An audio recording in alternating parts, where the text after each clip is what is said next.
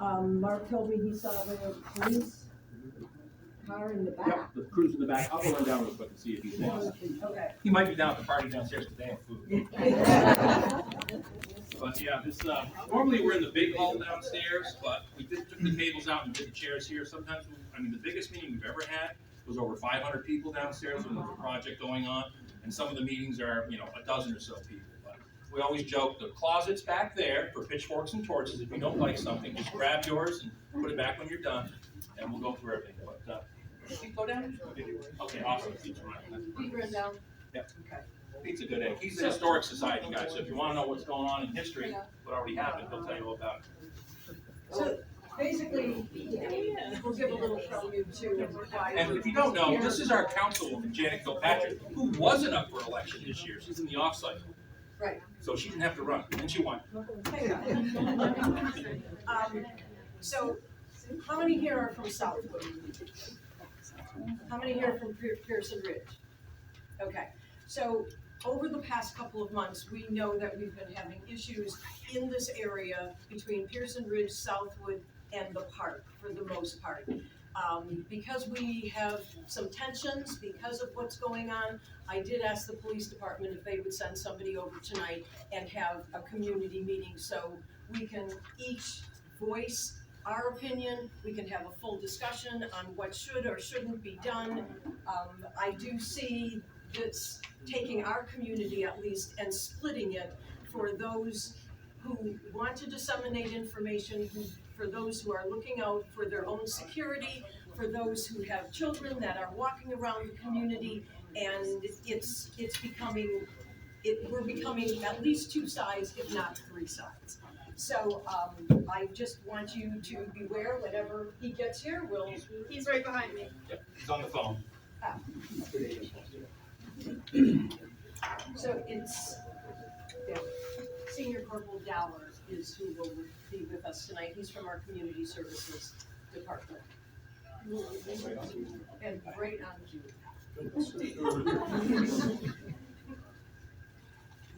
So you want part of the table here? I don't need part of the table, but. Well, so I just did a little introduction of why we had called this meeting. So most of the people here are from the development of Southwood. There is a group of people that are from Pearson Ridge. Those seem to be the two area developments. And then we have the park that has had some vandalism in, and we had a fire over in the park. Whoever took toilet paper out of the porta potties, dumped gasoline on it, put it under the mower, and started it on fire. When was that, by the way? I'm gonna say a month or so ago. That's what I was just wondering. Okay, about the same time as we were beginning to have problems in Southwood. So I'm gonna say mid-September, June, mid-October, someplace in there. So this is Senior Corporal Dowler from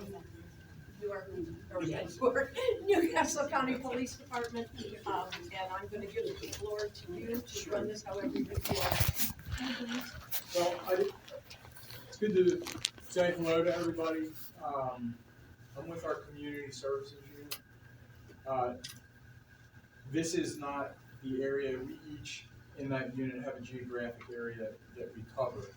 This is not my area, but we're a very small unit. That doesn't mean that I can't act on behalf of somebody else and try to provide information if I can, make comments and observe things, because we're all doing the same job, just in different areas, and we frequently help one another cover our areas.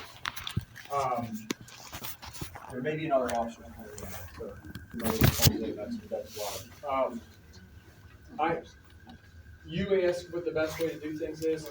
I guess I could say this. I've read enough through emails now, and also through, we have the ability to, we have the ability to look at all the calls for service. So non-emergency calls, 911 calls, and so forth. Like we can look in our system and run them. So I spent a lot of today and some of last week taking a look had called me to come in specifically regarding this stuff that's been going on, that's become a concern and a frustration in the two-year community. I don't know everything. I was just on the phone with our communications because I was trying to get more information about this burning situation that happened, and I still don't have that much information about it. But I'll try to sort through it, and if a phone call comes in, that's the girl I was talking to, so I'm gonna take it, and then I'll be able to give you guys more information.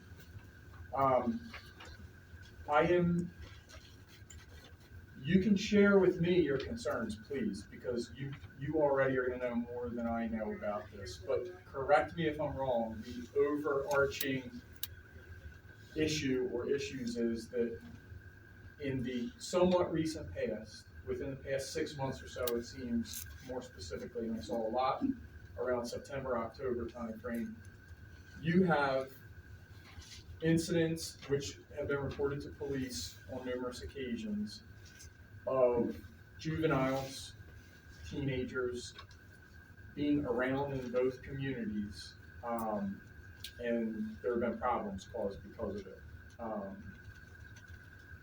Threatening behavior has been reported, both to younger kids that are probably close to their age, and then to adults as well. And damage done to property on a couple of different occasions. Again, I'm taking it, the damage that's done as far as the burning that you're talking about was in the parkland? In the parkland. Okay.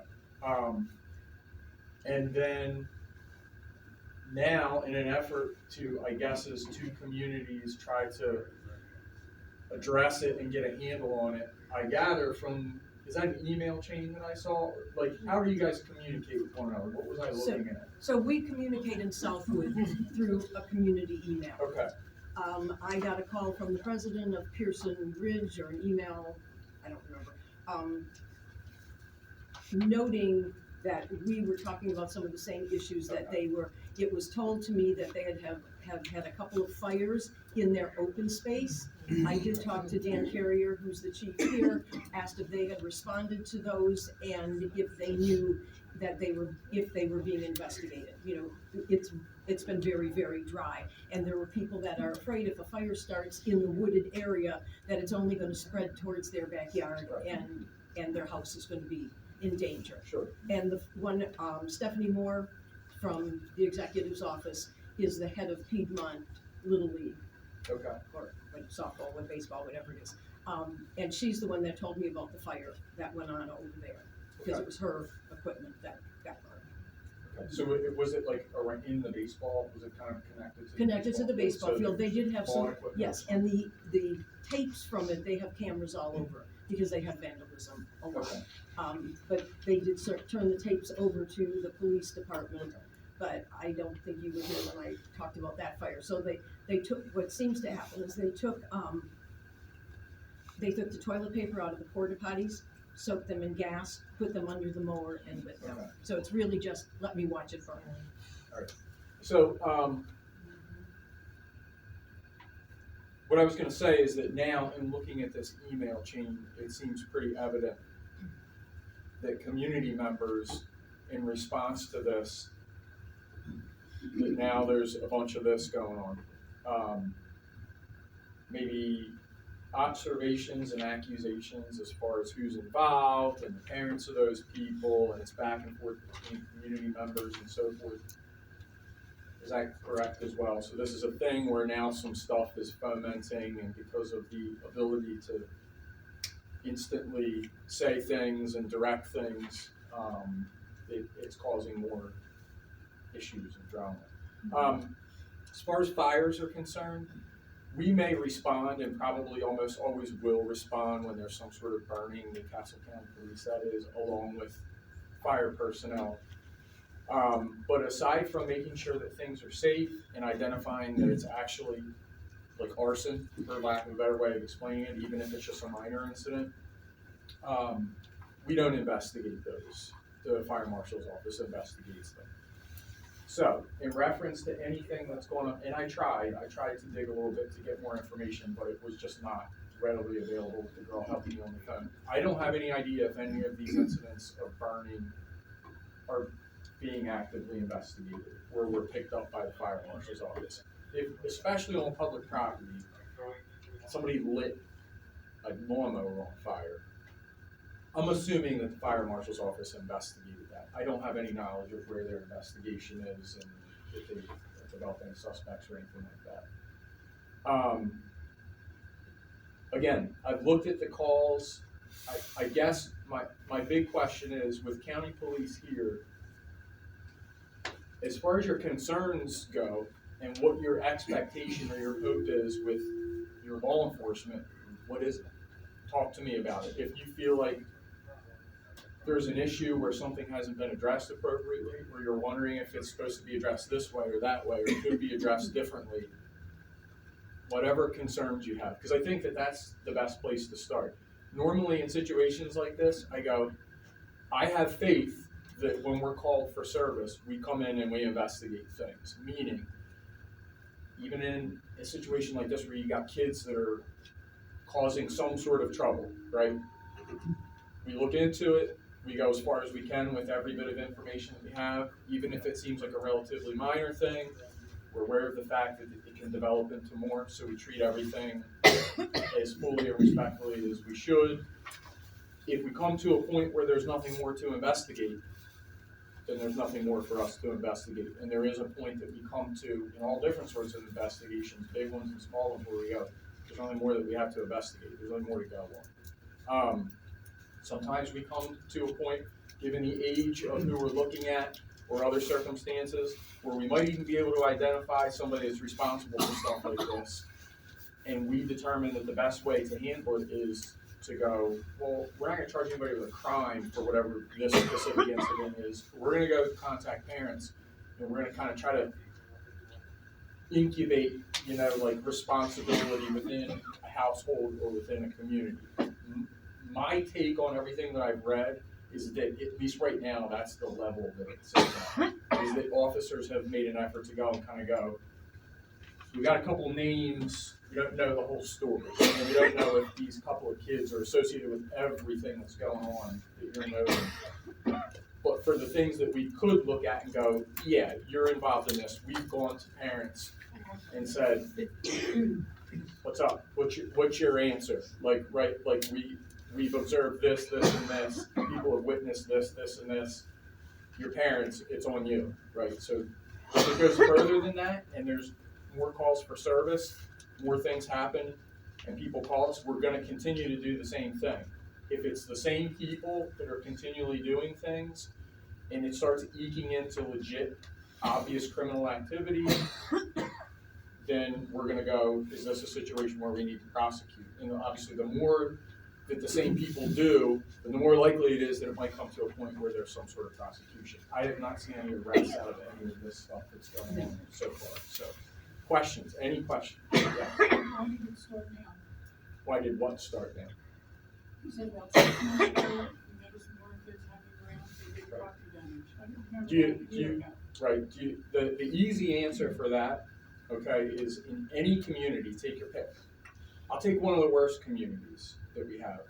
I don't have to name it. I just know it is in my head. You can trust me, it's one of the worst communities in the county, where we are constantly dealing with a full spectrum of criminal activity and a lot of very serious, violent criminal activity. I'm sorry. Yes.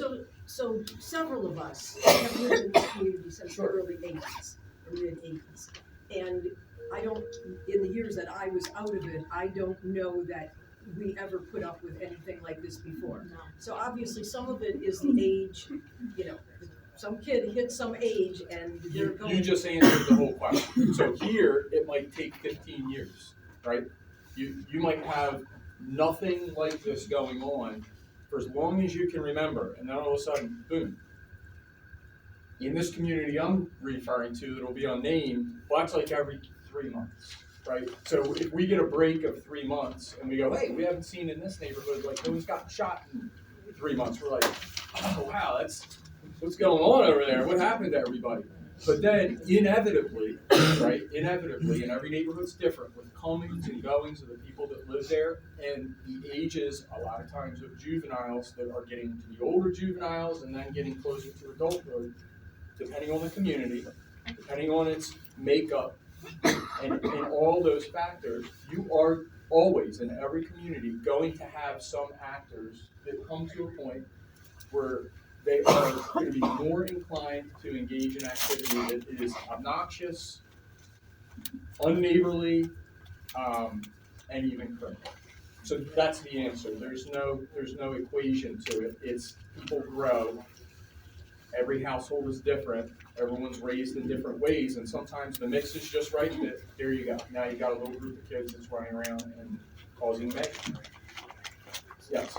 So I'm actually here tonight. I think I sent the email to Jen that I thought that we needed to get together about this, even before any of the emails within our group happened. I would like to know, as a parent of a non-juvenile,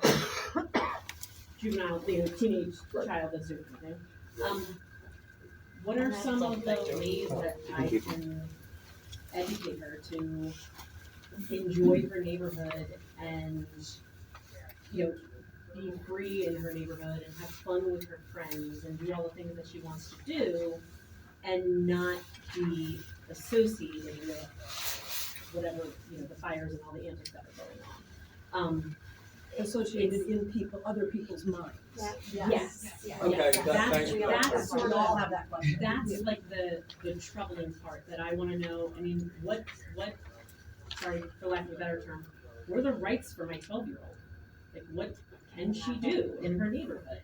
What is the, Can I add to that? Sure thing. I can guarantee with 1,000,000% that probably not her daughter or my daughter or her son or a lot of these younger kids have even been in Pearson's Ridge. So like my daughter, I have a thing on her phone, I know where she is all the time. She is not allowed to leave my neighborhood. So like, there's no way that that's associated at all. They're not gallivanting all over the place like that. I guess the easy way to answer that question is this. Like, you would, if you have somebody new that moves next to you, you don't know who they are, right? They're new. What is your inclination? Is it your inclination to assume the very worst, or is it your inclination? And everybody's different. I'm not saying it's the right answer. Or is it your inclination to go, well, I would give this person every benefit of the doubt, like that they're here and they have no ill will toward anybody and they're going to be a great neighbor. This is like a macrocosm of that, right? You have young kids in your neighborhoods. So I think that people's tendency is when stuff starts to go sideways a little bit with a little tiny percentage of the whole population, you're doing things that everybody does in every community. Some people have to react to it on a daily basis, like the other community that I'm talking about. So you can kind of like switch your perspective and imagine what it's like to be in there when they see kids walking around. It's extreme paranoia for an understandable reason because it's happening like every single day. So it's kind of like you take a step back and go, all right, like as much as this is very, very frustrating, concerning, because it's not something that you're exposed to very frequently, you like got to take a deep breath and go, what's the reality of this? Are there roving bands of kids all over our neighborhood that all of a sudden spontaneously are doing all this? Assuredly not. Statistically, it's going to be what you would think it is, and it's a very small percentage of people. That goes for all sorts of wrong activity. That's who perpetrates it, is a very small percentage of the population. Meaning, what should your expectations be, and what should your neighbor's expectations be? That when you see kids, they're not doing anything wrong. Right? But I mean, right. realistically, and Right. I understand that's easier said than done. I do. I get it. I live in a neighborhood too. But. And it wasn't, I think it's only since the end of summer, end Sure. of August into September, where these things have been actually happening. That's the only time that I remember in all the years that I've lived there, where people are angry and scared at the same time. So the people like you who are able to have the discussion with their children, and their children pretty much know the parameters, that's being offset by the kids, whether they're from Pearson Ridge or whether they're from someplace else, that's being offset by those kids coming into our neighborhood and doing things that we are 99% sure our children didn't do them, but because they're walking the street, it's not that they're being blamed, they're being questioned. Well, there's suspicion, Right, understandable. right, and so there's fear Yeah. from people that are living in there that, what if they, what if I'm a single person and I'm living in this house, what if somebody comes to the door? Well, let me put something in more context for you, and I would hope that this helps many of you, Because if we not. have the door knocking too, where the Sure. door, they answer the door and then people They run. ring the doorbell. So very frequently, I'm not on the street anymore. I was on the street for like 12 years, and I had my fill. I became exhausted. So now I'm taking a different role. I had a chance to, thankfully. But I have a wealth of experience, and it all just swirls around in my head. Like, not just the memory of it, but the feeling of navigating all these things. So to take like a microcosm of what you're talking about in the neighborhood and that question, well, what am I supposed to do? What if I see this group? What if they do this? What if I see somebody in my yard? What does that mean? What if they then do this? Well, you go, what if for eternity, if you want to. But then at some point, I guess, a recommendation is you gotta go, all right, I've got to make a decision about how I'm going to process all this and live. Pretend for a second, which has happened to countless people in my experience, and I'm just one officer, that you're an individual who was domestically victimized by somebody, right? So it's that close. You're going from something this big to like this big. You intimately know somebody. They victimized you. Maybe it's violent, probably. And then the questions that we get, I've been victimized, I've been assaulted. You have come and asked questions and conducted an investigation. You've even arrested the person. And now they've been given a no contact order with you. Right. Well, what if they come back? What if they come when it's nighttime and I'm not paying? What if they cut my tires? What if they follow me to work? What if they put a tracking thing on my vehicle? And we go, I got it, like I really do. I understand it. I'm trying to understand the mindset, I get it. All of that's within the realm of possibility. But can you live your life thinking, I'm going to assume that the absolute most extreme worst thing is going to happen to me? You probably should, to a certain extent, right? Like you should be prepared and be aware. But then at some point, you got to shuffle things and kind of go, all right, well, I've got to live a normal life. So you got to kind of take the whole of what's happening. Think about how it affects you personally. Think about what the realistic chance is that you're going to be directly victimized in some way. Think about what that would be, potentially, realistically, in light of everything that's been happening. And then there's no right answer because it's a personal decision. Like, you make a personal decision about how you're going to process all this stuff. Another question. Yeah. Oh, sorry. Oh, I'm sorry, go ahead. Yes. I'm one of the neighbors that's lived in the neighborhood from the very beginning, Southwood. And my own kids did things when they were little, but now they're in their 40s. And now the group of kids, the neighborhood is a little different in that there are motion lights and ring cameras that we didn't have when my kids were running around playing flashlight tag. And I don't think any of us object to children running around playing night games. It's just part of being kids. But I think we have the right to assume the common courtesy that kids won't be. My driveway and yard have become I-95 for bicycles. I do not want bicycles through my yard and through my flower beds. I have no objection to children running through my yard, walking through my yard, playing games through my yard, as long as they're not destructive. They cut through. It's the joy of my life at this point to see these kids coming through the yard. I have no objection. Please do. But I do think I have the right to expect that they would not be riding their bicycles through my lawn and flower beds. And I think that their parents are unaware. And loud shouting, 9:30, going on 10 o'clock, and some of it obscenities. I don't think they're doing it in their driveways. Their parents would know about it if they were. And I don't think I need to hear the F word at full volume at that hour of the night. I think that's an unreasonable expectation. But please walk and play in my yard. I don't care. And you've told them this, because my daughter told me. Right. You told them, right? Which I think is great. She loved that. I didn't tell them. Aren't you across from? I think I'm right across from you. I'm Yeah, 8/5. Sophia said that you said that they were allowed to walk through but not Oh, yeah, ride bikes. I haven't talked to them at Or all maybe, about it. maybe it was held up. That's, my son Adam Adam walks walks home through from your school, own but I way. told Yeah. him. Which I thought absolutely was no great, bikes because I to talked use to her about all Okay. this, So yeah. that will- Well, Saturday night, there were bicycles Yeah, through my okay. yard There won't and be through any. my flower I bed. promise. I But will they can talk to them walk about through that. anytime, I don't care. Yeah, So maybe we need to have a little bit of a conversation on property rights, private property. Like if you're talking to your kids, we don't have open space in Southwood. So if they're out playing, when our kids were young, they did all the night games, they did the flashlight tag, but they were usually in an area where 3 or 4 or 5 backyards backed up together. So that's not necessarily the case now because of where the people with the kids live. You know, they don't all accumulate in one area. So maybe just a little information on the fear that you place on adults when they think that something within their property is going to be destroyed. And how do you talk to the kids? What do you want? I mean, we know we can talk about trespassing, but that's kind of like, they have a right to be there, but if you ask them to get off the property, that's trespassing, that becomes a police issue.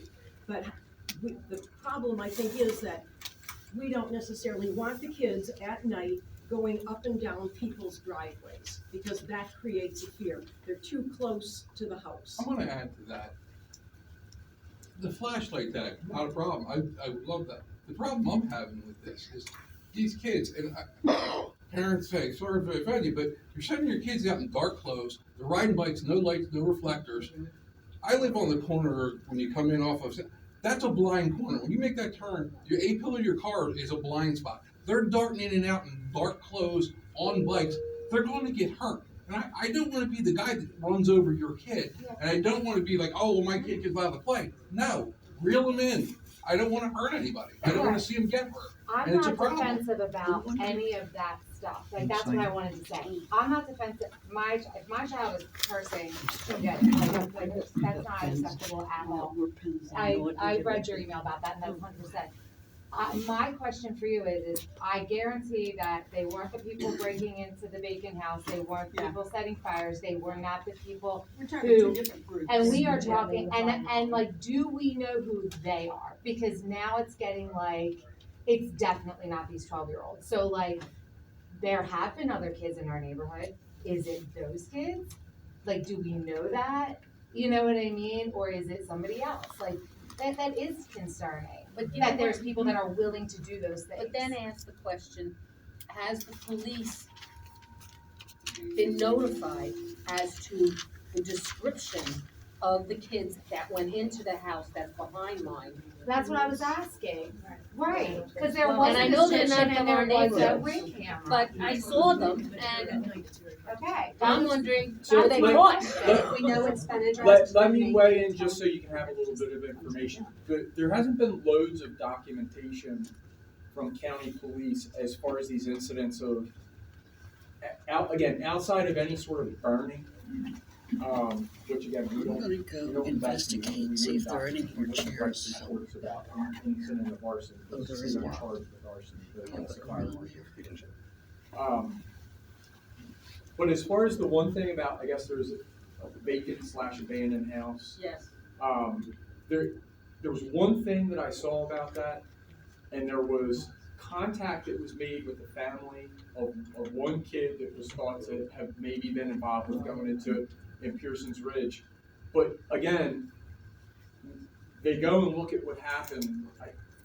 From what I read, nothing happened outside of we went into a vacant house as kids, and obviously, Carrying a hammer. very well may have been carrying a hammer. I'm just starting to think of things that I Yes, did that Well, when I yeah, was so 14 years old. here's where part of the issue is from my standpoint. I had called because Right. we all know it's one group of kids. It's not everyone else's kids, but now everyone else's kids are getting looked at like, hey, what are you guys doing, when they shouldn't be.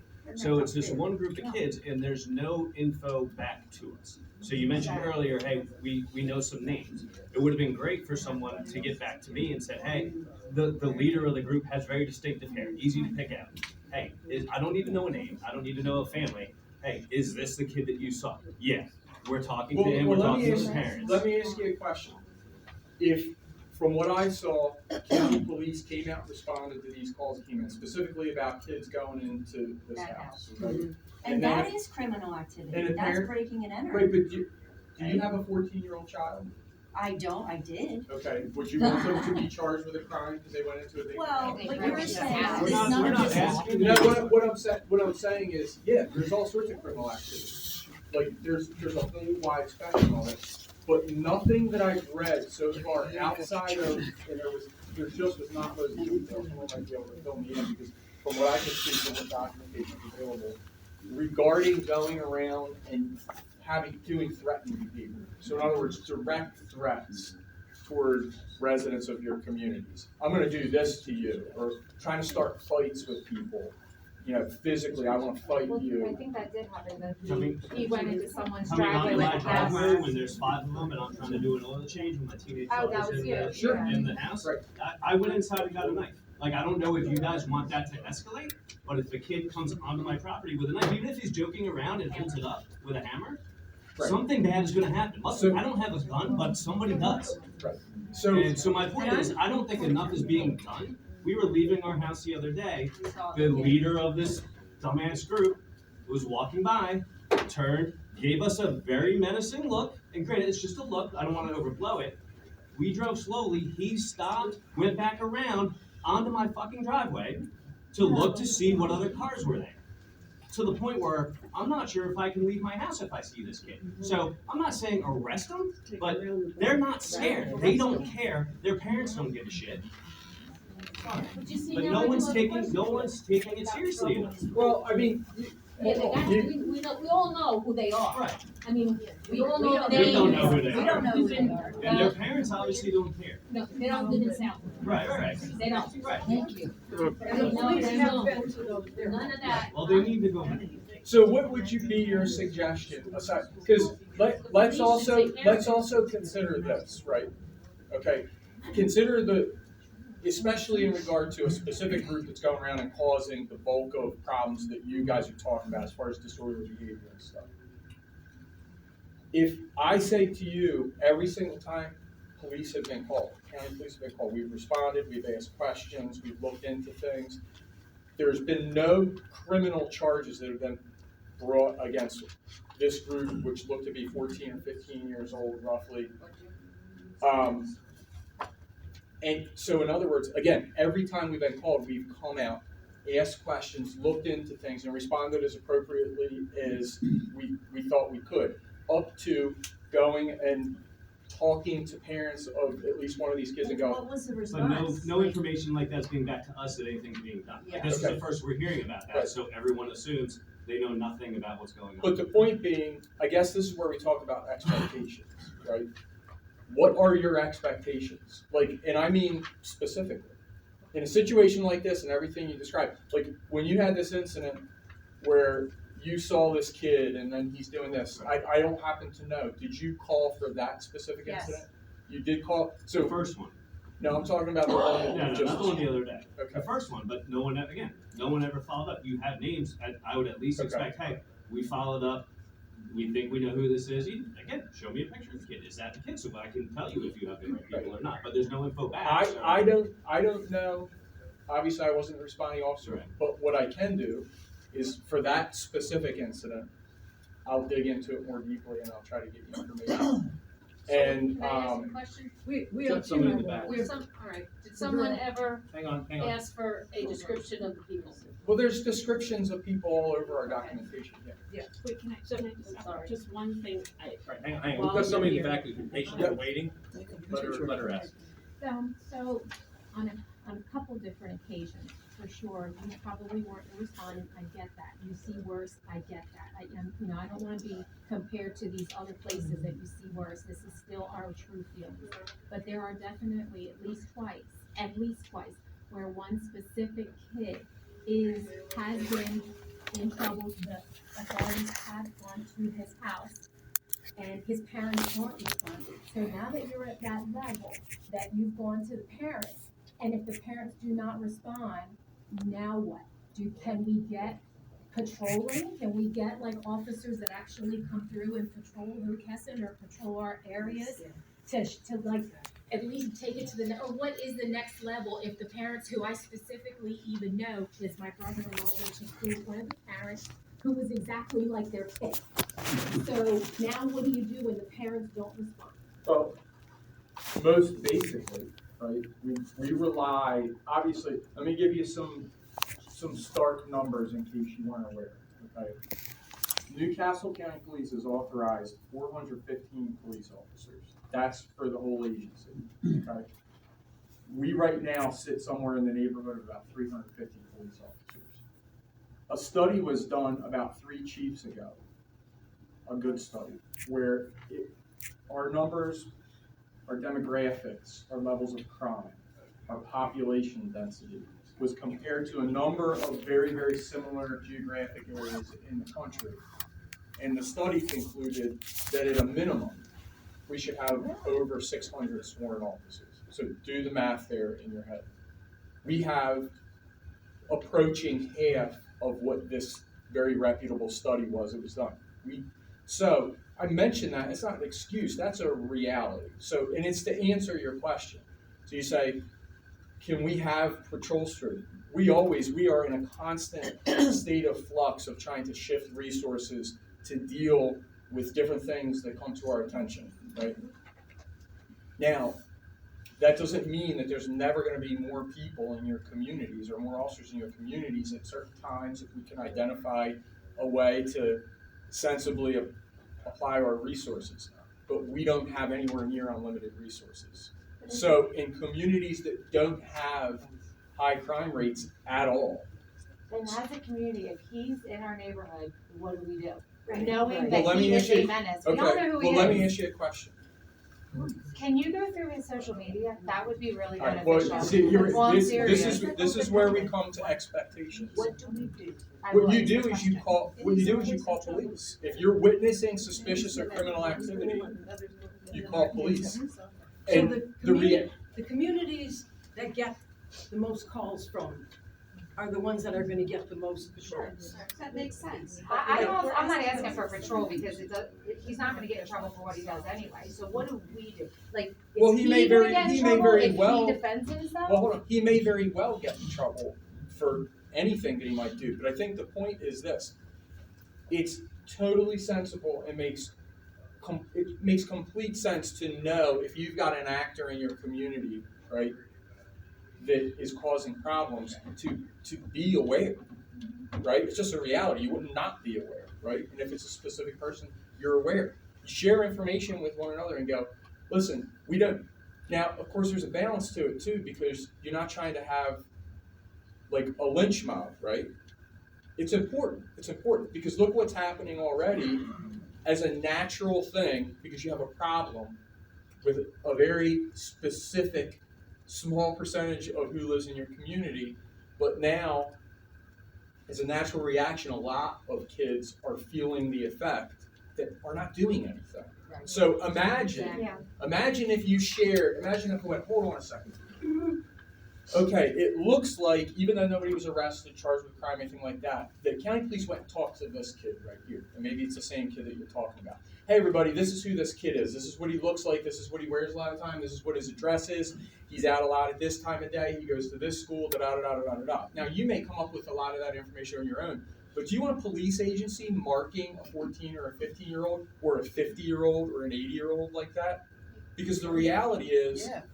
well, hey, I'm gonna share with you that there are limitations to that. Because the reality is that maybe this kid is just a complete nuisance, okay? But 24 hours a day, right, he's clearly, and no one is, walking around committing and engaging in criminal activity.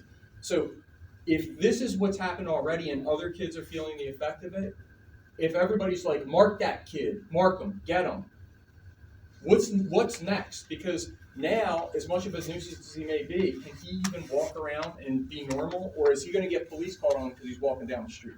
You know, maybe I can help you with your answer. The question was, what do we do? Okay, you're right. This really isn't a law enforcement problem. If there's no law being broken, the kid's going to get. But the kid's not coming in this neighborhood by himself. He's hanging around with other kids.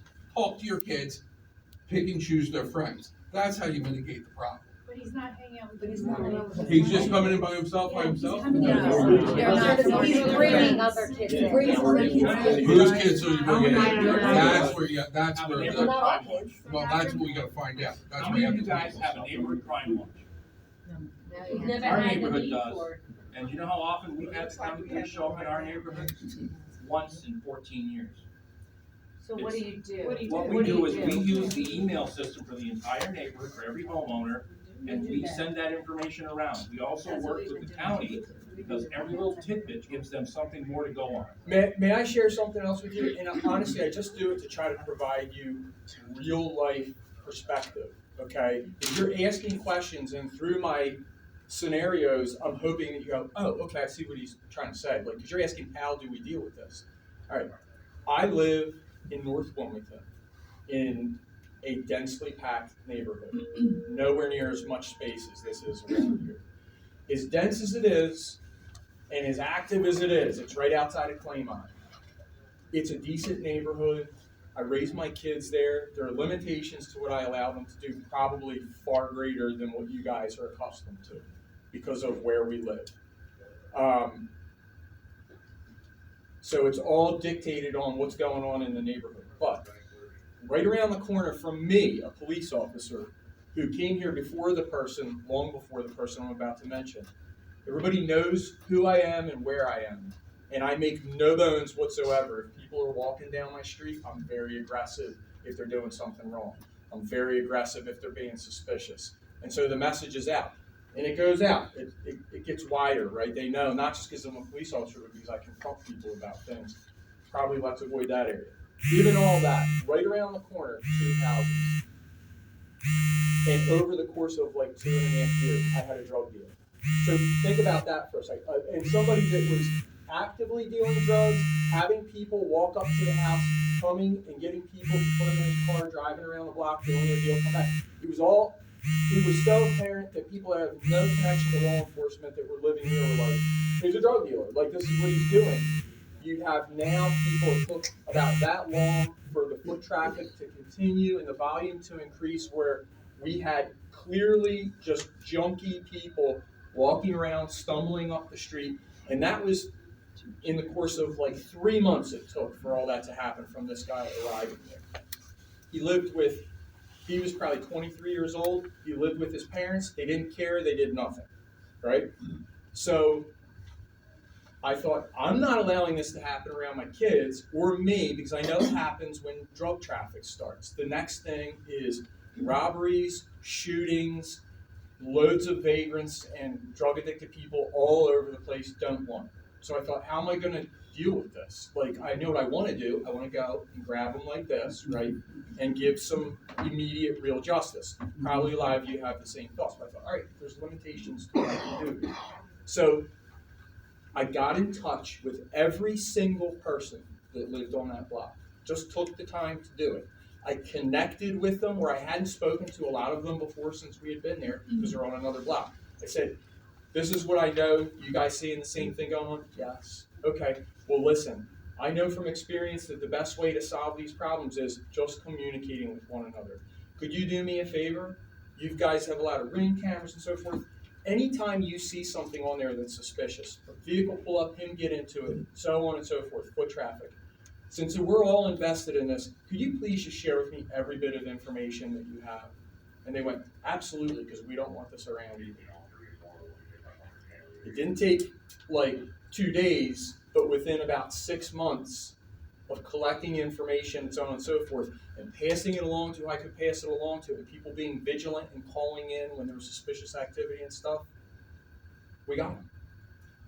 It doesn't happen like that 100% of the time, but the reason it happened is because I said, I have a community problem here. It's also a law enforcement problem for sure, but I have a community problem. That's what it is, because really the only person that's going to be able to solve it is the community.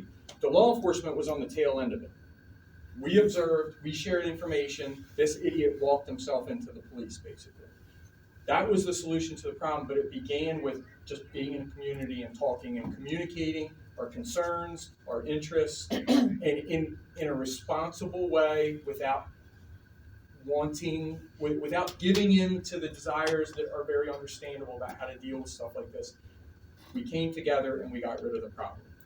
I have a question about ring cameras because you mentioned sharing ring camera footage.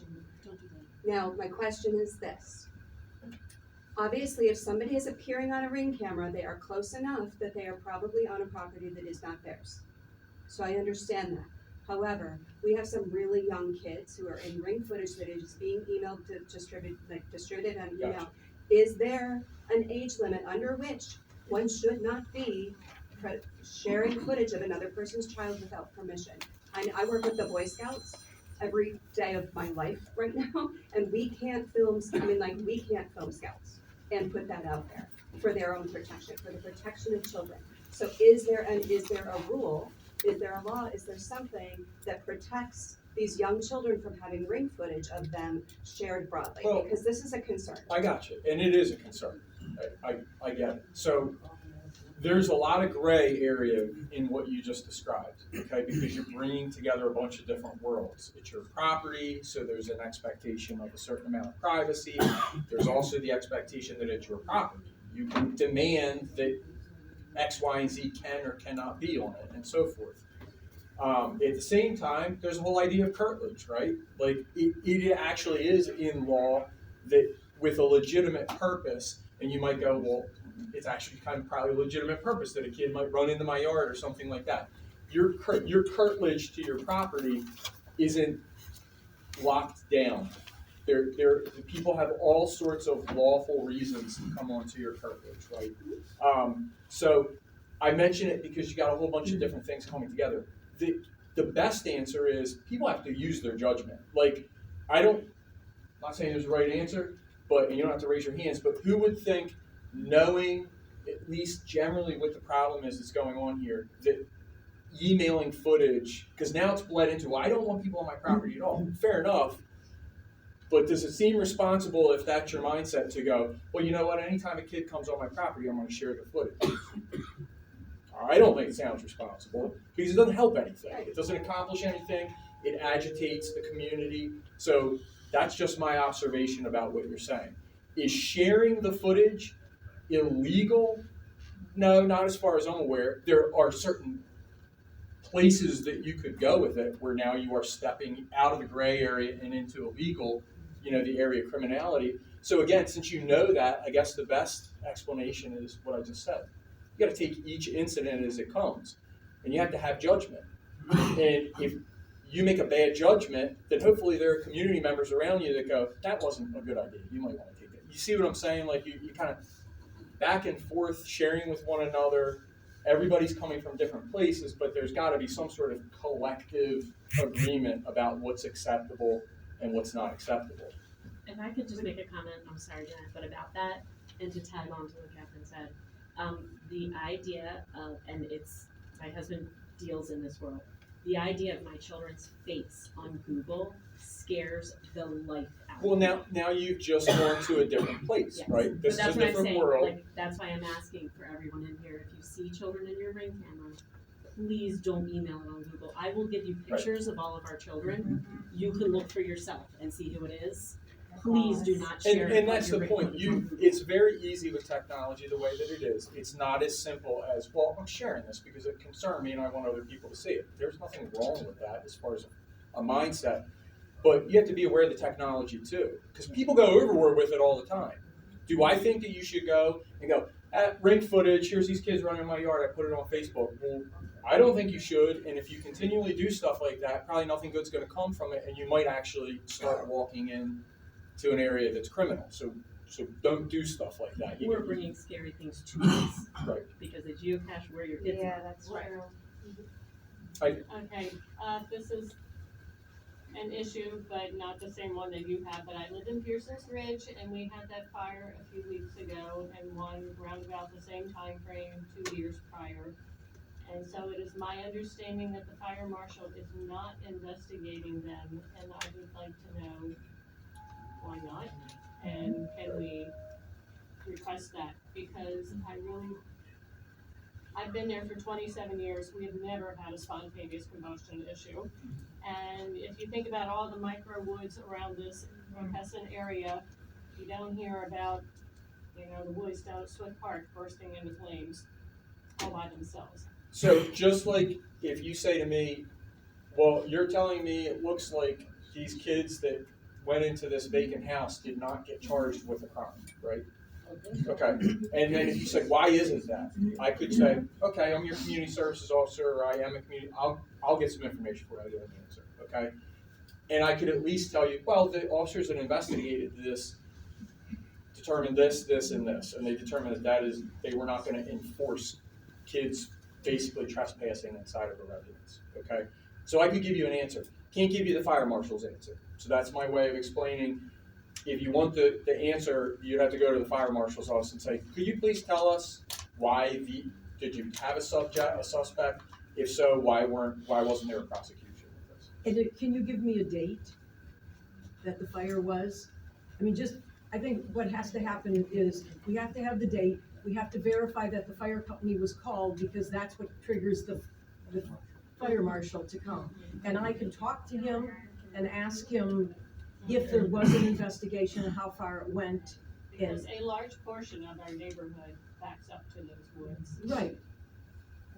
Right, and I know that the fear was it jumping because it's been Yes, it so was dry. freezing. So the recent one was Friday, November 1st. November 1st? In the evening, and it was three, my understanding is that 3 fire departments responded. Okay.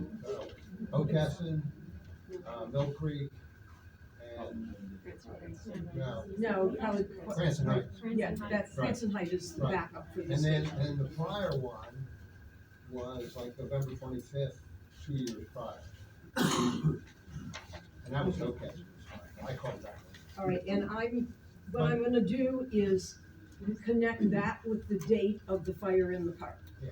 And if they're on or near each other, then I have more to go on Right. in talking to them about it. Yeah, the first fire 2 years ago was just smolder. This last fire this year, it was flamed. It was a So full-on- accelerated is what you're thinking. Yeah, So that Well- was in addition to the one, there was one at the park too? it's different. Yes, there was a set fire at the park. The one that you were talking about? Yes, yes. On or about that same time frame. All of this, when did we have the picnic in Southwood? September Like 15th. 25th or something? Yes, 25th. I don't, but I know this was going on. The day after. The day after the first incident in Southwood. So this has all been going on basically mid-September until now. It seemed, Well, but it's going on longer than that, actually, because I've only been living in Southwood for 2.5 years.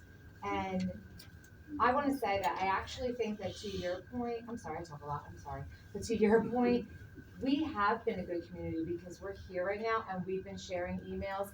And I think it's really great because we got away from what, we understand that the little things that our kids have been doing, which I understand are, we'll make sure, we'll take care of that because we understand, you know what I mean? But there's a whole other thing going on and I think that now we see it and we know it. And if we can and I feel like we have been saying it, like you said, it's over time, over months. Because when I first moved in, this same kid posted something about my daughter, who was only in 8th grade and he was in 7th grade, and it was in sexual nature and it was disgusting, and I contacted the father because I grew up with him too. And he told me it wasn't her. And I said, oh, yes it was. And I was like, he just doesn't care. And okay, so that was 2.5 years ago, almost 3 years ago. Then there were cars being broken into. And That was everywhere. okay, but then there was Ding Dong Ditch going on at that time, because I clearly remember, and then his face was on one of our emails. This was when I first moved in. And I was like, oh, and I think I responded, I know that kid, he wouldn't do that. But now here we are. But so 2.5 years later, and all of these things, it's the same kid, it's the same kid, But it's see, the same kid. documentation is important because they go on documentation. Yeah. That's why. So we're if- talking if years some- now. Right, but if somebody emails me and says, oh, this happened, I'm gonna say to you, you need to, even if it's just a non-emergency number, if it's the day after, call it and document it, because the documentations start Well, I to don't know grow, if it's we where worked they in the go cars like that, it was blossoming. just like a correlation, like they were like, oh, maybe these are the kids that are breaking into the cars, because he was on my Ring camera. That was him, I'm just letting you know, Right, some years ago, that was him. right. Well, just to ask a question, and maybe you can help us out with that. In your experience, if we were to form some kind of not a neighborhood watch that goes on the weekends and that, in your experience, if you've had it in the area, has that been helpful in reducing these instances? Like, so for our own neighborhoods watching, we know our kids. We know what they look like, we know that they're not the ones that are lighting fires and are, threatening to kidnap young children, it's not our kids. But if there's a neighborhood watch in place, have you an experience with that, and if so, what is it successful or is it a waste of time? Well, sure, because I just described to you a personal experience with an ad hoc neighborhood watch. So yeah, it's. But is that gonna heighten? Are there Well, materials? it doesn't, well, here's the thing, listen, this is like kind of the elephant in the room, I feel like, that really needs to be addressed. Coordinating with one another is your answer to everything. Just being a community and being tighter. But there's two sides to that. It's not just the vigilance and the calling police and communicating with one another in response to things that are happening. And again, all I can do is say I've had to do the same thing. It's the taking a breath and going, all right, like there's all sorts of places in my mind and in my feelings that I can go with what's going on. And it's gonna be different for everybody because you're each affected at a different level. Maybe very remotely, maybe very personally, right? You gotta go, I still am an adult and I have a responsibility to react in a responsible way. If somebody comes up into your yard and starts threatening you with a hammer, then the expectation of what a reasonable response is completely different than if there are little kids running around and they come into your yard. Do you see what I'm saying? Like, it's just, and listen, I'm not telling you anything you don't know, but sometimes it takes coming together and then an unbiased party coming in and going, guys, don't forget, okay? It's easy, and everybody's experienced to some degree, to get really emotional and wound up about things. It's easy. It's natural. But you have to be able to go, all right, we have to think about a reasonable solution to all this. You've already begun. Like, somebody made the comment, this is a good community, look how many people come together, and this is predominantly one neighborhood. I go to community meetings all the time, and I looked at the map to try to familiarize myself with your neighborhood. There are subdivisions that have 5 or 8 times the amount of residences that yours do, and in a community meeting we'll get 3 people, even for an annual one. So that just is some perspective. You're already doing the right thing by coming together, talking to one another, and asking questions. The next thing is to go back with whatever you've thought about, questions have been answered, and go, all right, what's like the most responsible way to deal with this? And not an underreaction and not an overreaction. It's up to you guys. It's a balance. And can I just say that the fact that people are looking at Ring and whatever else is out there doesn't necessarily mean that they are accusing your child. It's an informational tool. So, I mean, I raised kids in this neighborhood many, many years ago, and no child is perfect. No, believe me. My mom lied to me. And they all do very strange things, but some of them are just kid things. You know, they want to walk around the neighborhood. They don't want to have to sit in your house when their friends are there. They want to be able to say whatever they say to their friends without adults in the room. But just because somebody sees somebody in their driveway, sees somebody on their front porch, and has a concern and says, does anybody know who these kids are, doesn't mean that they're accusing them of something. It's an informational process. So we need to back away from, are we gathering information or are we accusing others in the neighborhood of doing what we know is also happening from somebody outside of the neighborhood? And I think that's where you think, where we need to be able to back away And you're doing it look right at now. it if it was in your driveway. Would you wanna know who those kids were in your driveway? Because it gives you a better feeling to know that it's just neighborhood kids roaming around playing games than it does that, oh my gosh, I don't know them and look, they're surrounding my car. Yeah. You know, I mean, that's the mentality. You've had your hand up for a we need while. to- I'm kind of just looking for some clarification because, we were told that the fire that is in, Pearson's Ridge is not being investigated by the, fire marshal. The day before that, two, state troopers were at this family's home, as well. This was on Halloween night. And now I'm hearing so many more things that are happening. When I reached out to, Janet about, you know, cause I heard that this person lived. Are you in talking about the Halloween. same residence supposedly where this Yes. kid lives? So So are you saying like so what's my going thing is- on at the so, house? Right, so, I didn't really know that all of this stuff was going on, and I am the president of the HOA, so I've now learned a lot of things that have been going on. But I'm also noticing that a lot of different organizations are reaching out. So do you have, No. I mean, like, are you able to reach out to like the fire marshal and the state troopers that are also responding to these to see the? Well, here's the thing. Like the fire marshal, I've already kind of illustrated how difficult it is for me to quickly get information about like whatever it is they're doing. They're far less active in my mind than probably a lot of people think that they are. Yeah. So to go and connect with stuff that they've investigated, it's not readily available to my fingertips. But I can ask. Yeah. Okay. State troopers and what activity, if you got a house in your neighborhood where a kid's active and he's getting himself into trouble and state troopers end up there, I don't have any idea why state troopers are there. It doesn't have anything to do with what's going on in the community. It has to do with what's going on in state troopers' jurisdiction. So we have jurisdictions in Newcastle County. All neighborhoods are under Newcastle County jurisdiction. The numbered roads, highways, and a heavy crime. Anything's commercial possible. centers. He could have gotten in that's trouble the at state. school, which Right. is state police That would jurisdiction. be- He right. could have gotten in trouble out at a business on a main road. I mean, I've only heard rumors, so I don't really know. Well, and here's the thing. It seems like You- it's sort of the same sort of behaviors that everyone else has. It probably is. It probably goes on at school, right? Right. I mean, that's just the reality of it. He got kicked out of middle school. Now, here's, So, like, my question let- is that you didn't answer before was what happens after that level that you contacted the Well, parents listen, and he we're- hasn't done anything? we're not social workers. And I don't mean to sound curt. I'm not a social worker. So it's not our responsibility. If you pointed out there's a problem kid, what are you gonna do about him? Well, what do you want police to do about him? Do you want us to monitor their house and sit outside their house and hold on, listen, I'm being what appears to be curt to make a point.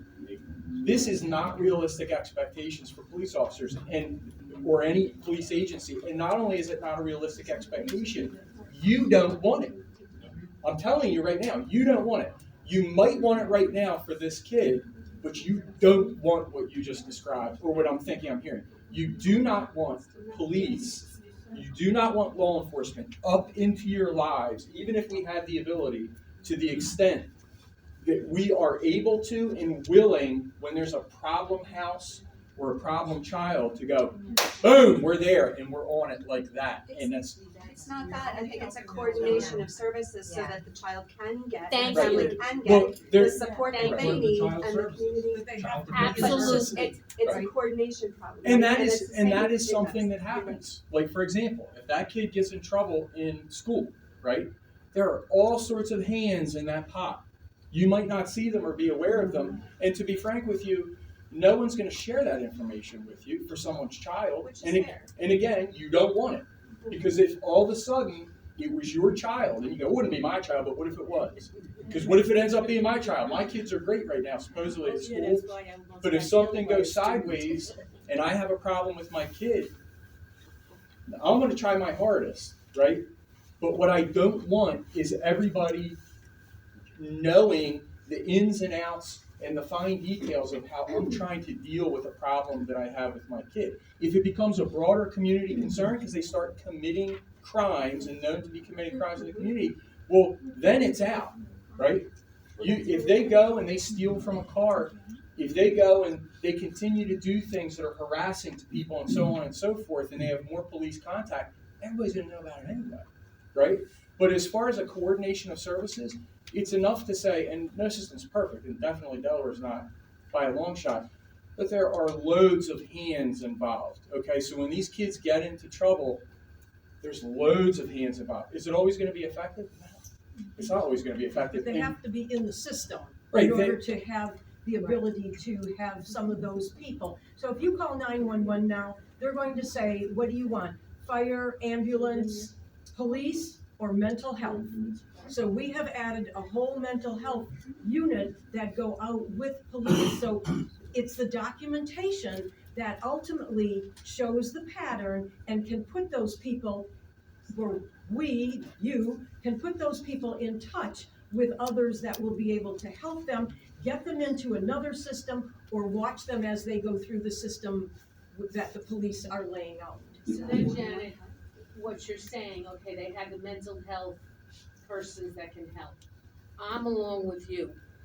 This kid, or we think there's more than two, is suffering somehow, mentally, or just has schizophrenia, whatever, psychosis, and they're not getting the help. They get kicked out of school, and nobody sees, and we see what's happening with that poor kid. Right, I do family law, that's not how it works. When a child has an issue or gets thrown out in school, the counselors are brought in, the parents are notified. When it rises to a significant level, the police are brought in. There's DFS that gets involved. They have child advocates that get involved. They have counselors. They have the Rockford Center. They have Meadow. They have all sorts of places for these kids who may have these problems. But it's not the police's job to do it, and it's not the fire marshal's job. Well, then this mental health person that they have to be into a They system. they have to hit the right triggers. They have to get in the system. They have to be charged with something. They have to have, these things have to happen in place. Just, kids running around doing stupid stuff isn't enough. It's gotta be, but I'm saying it's like arson. If this kid were convicted of arson, that's a trigger. If he was convicted of that or that, that's going to enable all of these systems. It just hasn't, to them, he hasn't hit the boxes yet to get that help. So part of the reason for tonight's meeting was to try to put as many people as we could in the same room to make you understand documentation is one thing that we need. We know we want to watch, we have to be vigilant. We know that we aren't going to get this child, who's ever the ringleader of this little group, we are not going to get him into any system without more documentation. But the alternate side of this is to not pit yourselves against each other. Gathering information and feeling like your child is being targeted is not the same thing. Everybody has a fear. We know this has been going on for several months fairly diligently in this community. So let's watch for it.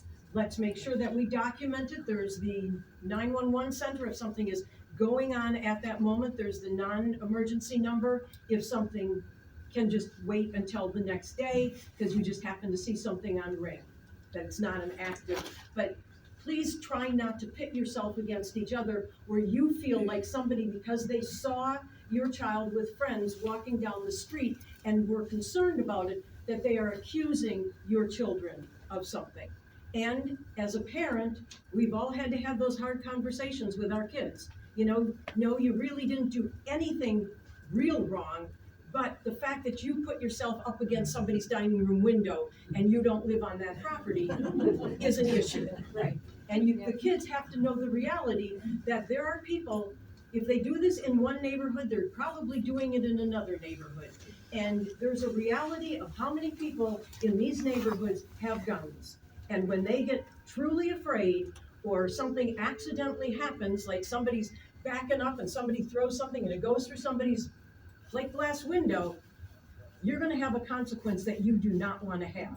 So my point of holding this meeting after talking to you through Pearson Ridge and to many people within our community was to make you understand that I believe, we are all on the same side. We all want to be diligent. None of us want anything to happen to our houses, to our neighbors, to the things in our yards. So keep communicating. I want to do that for my kids. You Like, what? I want to protect my daughter's childhood. Like, that's Right. what I want. I want her to have. But she has to understand how the rest of the world is thinking. And And I she get has that, to but somebody how get can away with we things. understand- Right, but that's where we have the issue, is Make it- there needs to be a modicum of reasonableness. You know, like telling our kids, hey, you know about a kid that got shot for walking on property. Or And here's my what- 12-year-old was like, Mom, guess what I heard? You know, I mean, that's Here's your not reasonableness. That's Here's your reasonableness. that's not okay. Yeah, one kid is doing isolated incident. Who am I That's his taking care problem, of? that's our problem. And we. Your kids, you know, look, kids in our neighborhood, most are pretty damn good. Right. I know what he's saying, yeah, we don't live in those neighborhoods. But somebody's walking through a flower bed, somebody's yelling cuss words 9 o'clock at night, somebody's kids are doing it in the neighborhood. It's not mine, because my kids are grown and gone. It's somebody here with their kids. Have a talk with your But kids. you don't know that. Other people come in our neighborhood. People have parties, other kids come But to listen, They're not bringing a bike, they're not bringing a bike through her yard to drive to another neighborhood. They're going to a house over there. The level of what you're talking about for that stuff, not this other kid over here, but for that stuff, which now is an unwanted, probably unintended result Yeah. of reacting to the other more serious stuff. Again, listen, I'm not trying to be demeaning at all. I'm a community member. People have to remind me of things sometimes. You must take a breath. You must. Like, you have to as a community, personally and as a community. You have to think about what you're hearing and what you're saying and go, all right, this issue over here, you can compartmentalize it. You can push it over there and go, all right, there's a slightly different way of dealing with this over here. What's grown out of this, where now it's like, what about the kids?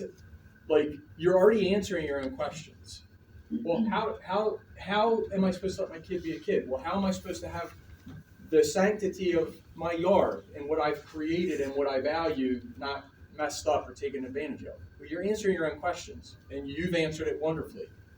You're a community. You don't want this to be a police problem. You don't want police in your community, whether you think you do or not, because there are kids running through your yard. You don't want that. Luckily for you, you're not going to get it, okay? Because we have extreme limitations. You have little kids running through your yard, the police response that you're going to get is probably not real heightened, and it shouldn't be, because this is how we're trained. We're meant to triage things, okay? We're good enough, we're trained well enough, and we have enough experience collectively to be able to identify things that are more serious the large majority of the time and address them appropriately, okay? It's up to the community to appropriately react to this lower level of stuff. It's understandable why you feel, a lot of you, the way that you do, but you gotta come together and come to a collective understanding of what's an appropriate way to be thinking about this. And it does involve taking a breath. It really And maybe does. it involves more than once a year meeting. Maybe it involves quarterly meeting where you can sit down, everybody can sit down together. And maybe it involves establishing a watch, if that's what you wanna do. There's All right, let's absolutely do this. nothing wrong with it. Because you guys, we've eaten into our time, we're normally out of here by 8:30. You've got all great concerns. I'm gonna tell you what the community police officers told us when they brought out a whole bunch of officers one night, and it was very slow. We had somebody breaking into cars. First thing, they weren't breaking in. Most of the cars were unlocked. And to be honest, most of us are dumb. We put the same good stuff they stole back in there, and they come back and get it again. My joke with one neighbor who lost his laptop 3 times in 4 months, just leave the box and the receipt and get it when he wants. What you need to do is go home tonight and do what they made us do. We walked around our neighborhood. Guess how many people keep their lights on? With LED bulbs, it's so cheap. It costs you literally pennies a day to keep your house lit from dusk to dawn. That's a big deterrent. You know, your neighbors. You know, I heard a couple people, hey, you live across from me. I think, really? I know everybody, including the dog's name, more than the kids' names. But you gotta know who your neighbors are so you know who doesn't belong in your neighborhood. The officer has given us so much great information. Check out, see how many garage doors are open tonight when you go home. Our neighborhood sucked at it. We had over 50 doors open at 10 o'clock at night. Come on in, take what you want. Don't worry about it. And by the way, if you have Ring, Arlo, or any other camera system, you can set the parameters for where it films. So they're inside your zone when you do it. I have one set up, I see the people going by in the street, it captures license plates, everything. So you can set all that however you want, you just have to do it. And these are great tools. The first one I had weighed about 80 pounds, came with a battery. These things are amazing. You go outside when somebody's doing something, or a vehicle's in, and just stand there and take a picture, they leave. That's the kind of stuff that they can use. Plates, descriptions of vehicles, that's how they cracked one of the biggest theft rings that was going on in northern Newcastle County. Everybody was getting pictures and passing on information. Sounds like you got one or two bad actors. Most of your kids are probably just like we were. We did all sorts of stuff.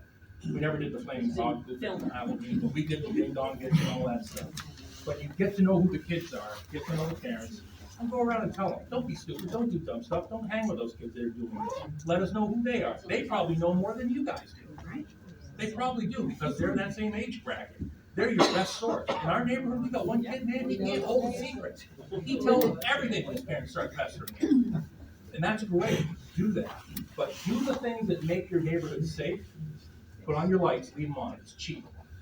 Close your doors, lock your cars, don't leave valuables in them. This is all stuff, if you go to the county website, it's the top 10 list of don't be stupid. Because by the way, when you do it, they come here. Hockessin is considered upwardly mobile, we've got nicer stuff. They come out because when the more things happen in your neighborhood, you're putting all of us at jeopardy. There's good stuff out here. They go around, they start hitting all the neighborhoods, one after another. So we can definitely have another meeting specifically for this, where we'll talk about public safety, and we'll bring in, you'll have the reports, and you will be amazed at how little crime there really is out here. But the stuff you're talking about is important. I do want to show you. So these are calls for service. This one is for Southwood. Which one's the bigger geographic? Which one has more residences? So in Southwood, this is for a whole year, okay? That's for a whole year. That's for 911 and non-emergency calls for a whole year. So in portrait fashion, 1 page and 5 more on the next page. And does that include ambulance calls or just police? That would include the ambulance calls as well. So as long as it goes into 911, it goes on So, report. So subtract. The point is that ambulance calls. this is for a whole year. We go to community meetings and I'll run statistics for 6 months or for 3 months. For 1 year, let me pick one. If you ever lived there, it's a great neighborhood. But I'm just trying to think of a bigger neighborhood that's got lots of crime. Mendenhall Village, over 600. No, I'm talking about, well, there's not loads of crime there, but down in like Newcastle, you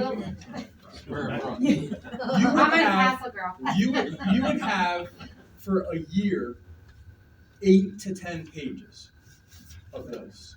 Okay, That's irrelevant to this, though. I mean, but it's not we have irrelevant. an issue. We know who it is, and nothing's being done. Okay, but I want to address before I go. I want to address that before I leave, more specifically. But I think it is important to have context, because if you don't have the context, then when things do happen, they're isolated, and it naturally makes you go, "Whoa, what's going on here?"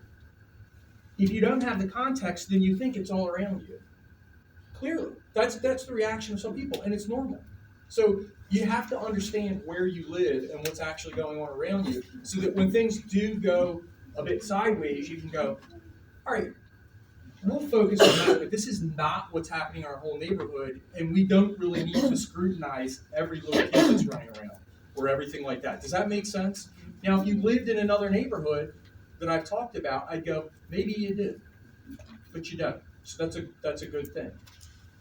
The last thing I want to say is in reference to the one issue, right? The big issue of this one child and whoever he's bringing into the neighborhoods and stuff like that. There's no easy fix. You want there to be, it's understandable. You want things to be normal. You don't want to be bothered. You want to be safe. These are all completely normal, rational, good concerns. You want to live a life that you're not bothered by conflict and strife and worrying and stuff like that. But the reality is that it happens. Maybe it's been a long time since it's happened in your communities, but it happens. There is no easy fix to stuff like this. There is not, period. There's no easy fix to it. But because there's no easy fix, and it takes time for these things to resolve, it doesn't mean nobody's doing anything. Like, you must understand that. If I was judged as a police officer, and I think I was a pretty good street police officer, on the results of how quickly things resolve themselves, I don't want to be judged based on that, because that's not realistic. This isn't TV. It's not, what's that show that everybody bases their reality on? No, not cops. The one where they investigate things. So now everybody thinks CSI. Like, well, how come you can't do this and this and this and it's all solved? Life's far more complicated and nuanced than that. So it often takes things like this a long time to resolve. It doesn't mean that we're not really into helping you resolve the issue. The best thing that you can do in the meantime, since you have a known issue with a known person, right, is this. Within limitations, where you're not being irresponsible, considering it's a juvenile, right? You got to think. I can't tell you the complete right answer, because you're adults and most of you have kids and stuff like that. You got to go, all right, without doing something overboard as far as information sharing and stuff like that, what can I do so other people are aware of what's going on? There's a reasonable way to do that. I'm not the one that's going to tell you. It's up to you, okay? Once you've done that as a community and you know, we got an issue here, we're aware of it as responsibly as we can be, then now it is a police thing. Because if you have a bad actor that's doing things that are bordering on or just walking straight into criminality, now it's a police matter, right? We should not be mental health specialists. We should not be guidance counselors. We should not be social workers. We're police officers. Trust me. We branch out way more than you might expect and way more than we really should be. Trust me. But we're still police officers. Our primary responsibility and role is law enforcement and usually in addressing criminal activity. Know what's going on in your neighborhood. Communicate with one another without it's too much emotion, without malice. Try to just be good neighbors. Don't be dragging other people into it that don't need to be. Be aware of what's going on, and if there's an issue or a bad actor, be aware of that bad actor without trying to target them and causing more problems.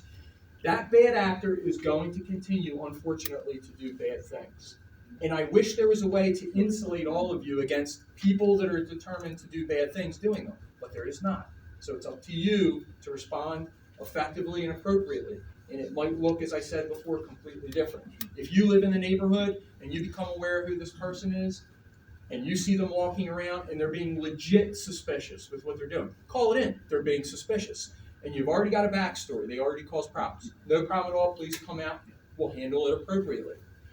If they're coming up into your yard and they're physically threatening you, well, you're going to have to make a determination about what you need to do. And it ain't going to be your fault if you do the right thing. Does that make sense? And that's going to be different for everybody in every different situation. There's no pat answer. There's no answer across the board. You're adults. It's judgment. Don't let yourselves be victimized. The second time, that's why I asked you that. And listen, you are in the company of the majority. You had the one issue that you called in about. You had another issue where he's egging, right? Just like you said. And then he goes onto your property. Listen, hindsight's 20/20. But you've already got a history. Stop the car. Right? Get off my property. You've been told before. I'm telling you now again, I can see your face, I'm recording you with my phone, get off my property. Oh, do you want to come and physically confront me? Is that what you want to do? Okay. My fear there, though, the reason why I don't is because that's going to egg him on. No, it's not. There's no repercussions for this kid. No, well, he broke into a house. Right, More than likely set there's no perceived. You don't know that he had anything to do with the fire. He may very well have. But do you see what I'm talking about? Right. You're walking down a path already, and it's natural, but you got to be careful. I don't have any idea if he did have anything to do with these fires that were lit. What if he didn't? But everybody assumes that he did, and now they approach him and treat him as if he did. This is going to cause problems. React to what's happening. That's the best that you can do. If he's presenting a threat, or anybody's in your community presenting a threat, do what you're comfortable with. My comfort level, if somebody presents a threat to me, I'll chase after them through their neighborhood, and I'll jump on them, and I'll take them into custody. but that's what my job is, so I'm you see the point I'm making? You know, everybody's gonna be different. You do what you're comfortable with, but don't do nothing. Don't do nothing, because we need to know, and once we know, we can respond. Somebody like this is gonna continue and continue and continue, and I can tell you what happens every time. Sometimes it takes a little bit of time, sometimes it takes a long time. They walk into stuff because they just can't help it over and over, and eventually they're the problem and they take care of themselves. Because we have an opportunity to respond, and eventually we get them and they get hooked. Does it mean that they're going to be rehabilitated and your problem's going to completely go away? No, but we've done everything that we can possibly do, and hopefully provide some peace to you guys. And it only becomes a police action for trespassing when you ask them to get off of your property and they don't.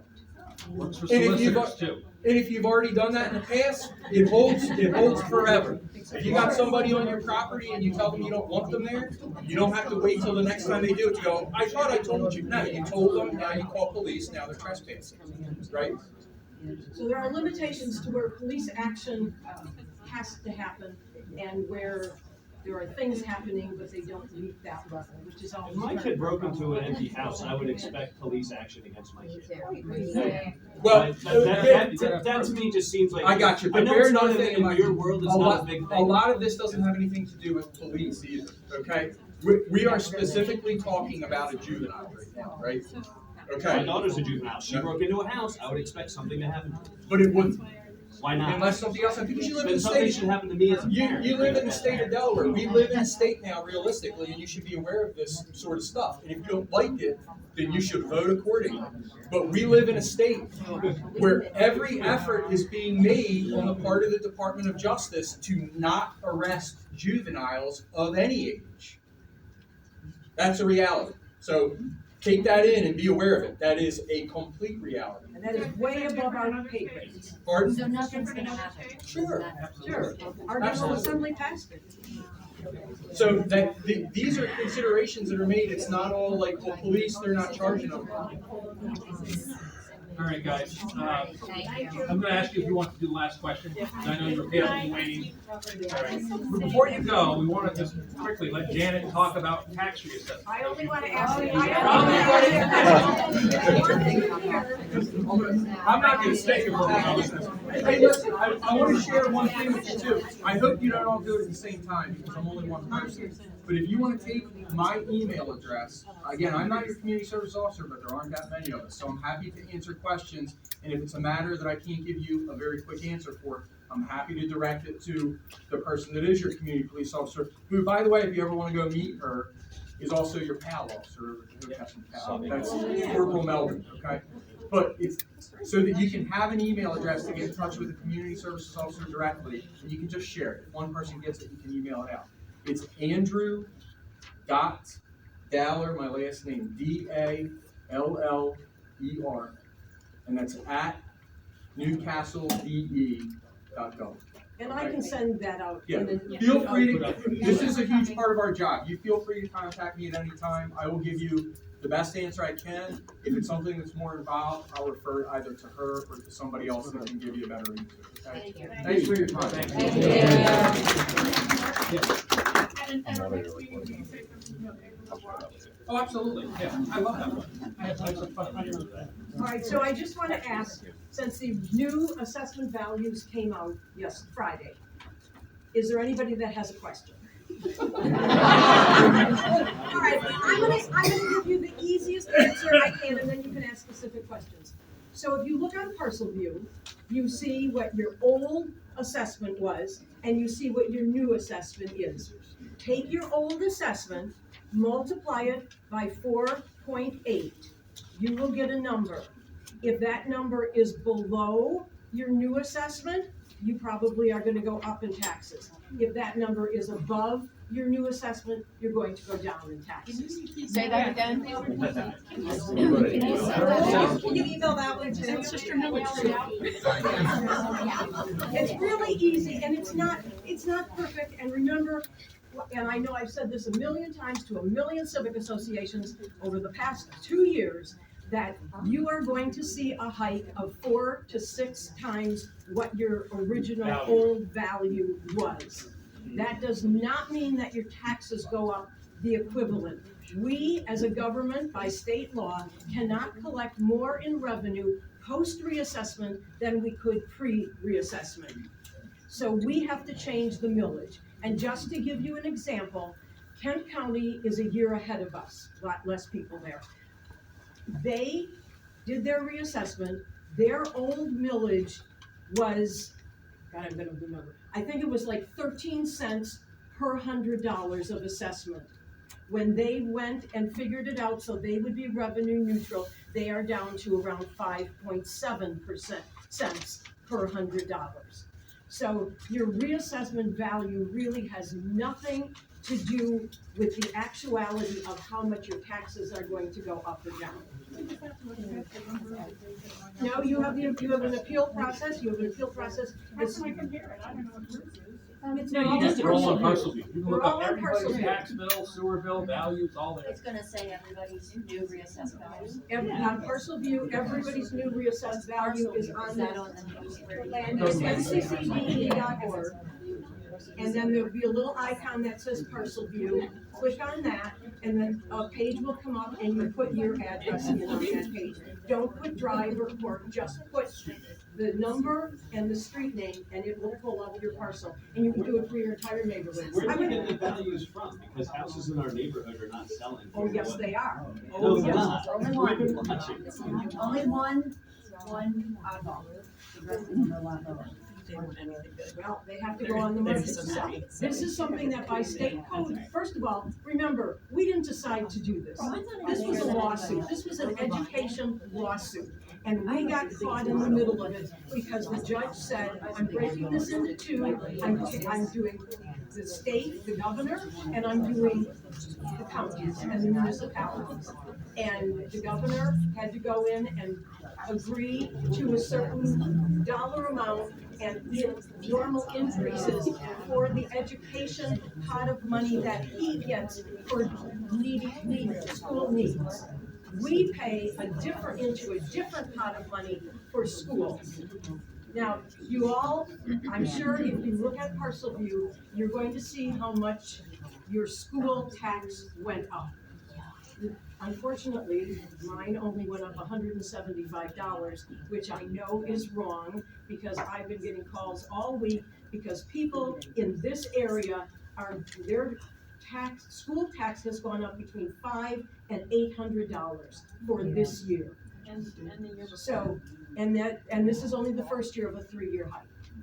So that, if you look at it, we went up, I'm gonna say $40 to $50 in that range from the county tax, because there are we didn't have a tax hike. There are certain things that we have no control over. Street lights. If Delmarva raises the street light cost, that's part of your tax bill. So there are things like that that make tax bills go up and down depending on who's charging for what. Crossing guards. We need more crossing guards. That's distributed equally among everybody in the county. So those are the things that made the county go up. We did not pass any tax hikes. Your big one right now is to watch the schools, and with every countywide reassessment, the school districts, not the overall schools, each school district has the ability to raise your tax up to 10%, school tax, up to 10% without a referendum. And we now, by state code, we of course put it in our code, but by state code, we are mandated to do a reassessment every 5 years. Now, I came from a state where they did it every 3 years. Some years, good years, your taxes went up because your housing values went up. Other years, your taxes went down because your housing values went down. So if you get caught in a high market on one of the reassessment years, you live with that for 5 years. If you're in a low market and your taxes go down, the government lives with that for 5 years. So, but it's the multiplication with the 4.8 is very, very easy to give you a general idea as to whether you're kind of in the same range, you paid too much or you've paid too little in the previous years. But there's also the appeal. An informal appeal right now can be made through Tyler. Once we get further along, we will have another appeal process that goes through the Board of Adjustment. And we are given a year by state code in order to resolve all of those appeals. That is a more formal appeal. If you don't agree with that appeal, your next appeal is to Superior Court. When are these taxes effective? I didn't read the letter yet, but, when is this effective of this? It takes, your new tax will be on your next July's bill, The one, yeah. because we already paid this. Janet, can you repeat the equation? So your old assessment, your original assessment times 4.8, Right. and if that number is higher than your new assessment? If that number is higher than your new assessment, then you've been paying too much tax, and yours will go down. If it's lower, you haven't been paying enough tax, and it will go up. Want me to add on that? Yeah, this is Senator Sokola. We're lucky, because Newcastle County was last reassessed in 83, I think, yeah. 88, okay, Kent County was 86. Sussex County was 50 years ago. 70 something, yeah. So it was in the early 70s, and when they were last reassessed, Seaford was the nylon capital of the world, and the beach was almost empty. And before this reassessment, there were houses in Seaford that sold for a couple $100,000 that were paying higher property tax than beach houses that sold for over $1 million. Yeah. That's how out of whack it was. So there's gonna be little tweaks in our area compared to what's happening in Sussex. So it's really a big deal that this is done. But the 3 to 5 year rolling reassessment is pretty much standard around the country. Right. And it's something that will be a lot better for us going forward. And it won't cost the money. This will Yeah. cost us $20 million in Newcastle County to do. And Newcastle County is allowed to add the cost, but they use money from.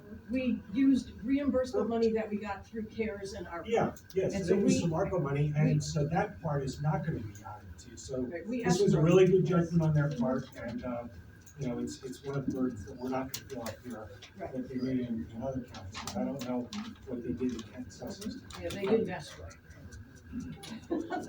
So they're going up to 15 for the year. And I got mine today. Did you? Yeah, I think Okay. everybody did. I haven't gotten mine, but everybody's went on Parcel View as of Friday at 3 o'clock.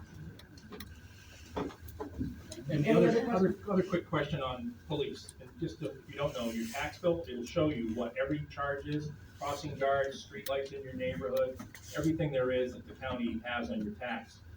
What you don't know, Janet will tell you this, the cost of the police, public safety, for every dollar you spend in Newcastle County tax, 63 cents goes to public safety. It's probably going up a little bit, but that's one of the big things. So think about it, if you want the 650 officers, it's going to cost double. We're gonna be spending, instead of $63, 63 cents of every dollar, 63% of everything, we're gonna be spending double that. So that's one of the biggest issues, it's just so cost ineffective.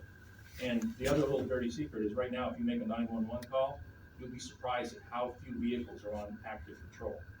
Because it costs money to have the cars just rolling around. They go where the action is. So be thankful you don't hear sirens out here at 11 o'clock at night all the time. It's usually the fire company going out. But that's one of the things you gotta look at your tax bill. We pay more for public safety out of every bit of the tax We dollars. pay that we about, get. yeah, we pay almost 80% of our budget is public safety. By the time you take emergency management, police, paramedics, Fire support, everything. go through the whole Big numbers. big numbers. And this whole reassessment was City of Wilmington and the school districts, because they cannot go and get extra money. The City of Wilmington is tied to the county. So unless the county does a reassessment, they can't raise their tax base. No, but they can do their own reassessment. They can do their own if they want, but they didn't want to. No. They want the county to pick up the bill. Of course. There's also another nuance around Wilmington. In the late 70s, the legislature, this was before my time, in the late 70s, the legislature took the right of expansion away from the city of Wilmington. Otherwise, the city of Wilmington would be, almost a quarter of Newcastle County. Right, it would be eating up every open. And, they would have, if they tried to annex the DuPont experimental station, and people went nuts, and the legislature responded and said, the city of Wilmington can't, and everybody else can, Middletown, we put limits on Middletown, when they were overdoing it a little bit in the 90s, but didn't completely blanketly prohibit them for the city of Wilmington, because of the state code, Yep. we, through the council, the county council, have to give them a permission to annex it. What is it, over 50,000 people? It's clicks It's in. only the city of Wilmington. It's only the so, city of yeah. Wilmington, So Middletown. whatever might number catch it up, is but- that. Right, so we, if they wanna annex something and we don't want them to take it, we just vote no. Cause they would take every little industrial property around so that they would get the bigger taxes and we'd be left with nothing. So it's a game that gets played, but. Newark has some interesting issues too around annexation. Right. There's actually islands that aren't Newark, that are completely surrounded by areas that are Newark, Right. because of the way they've annexed over the years, and we're trying to stop that from happening in the future because it's not efficient for services and stuff. Those are things you don't need to worry about. All right, I'm gonna ask you if anybody doesn't wanna hang out, welcome to leave, we're gonna just go through a truncated land use report of what's going on in Hopekins, and if you wanna hang out, get up to date. Thank you all. Thank you. That's one of my guest speaker events. Okay. Right down the street from your neighbor.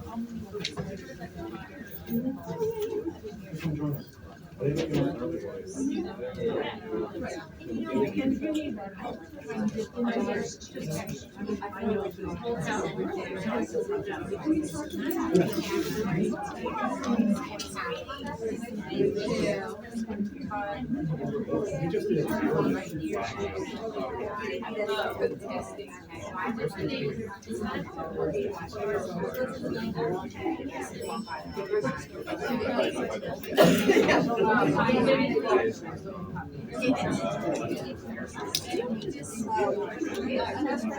That was part of the.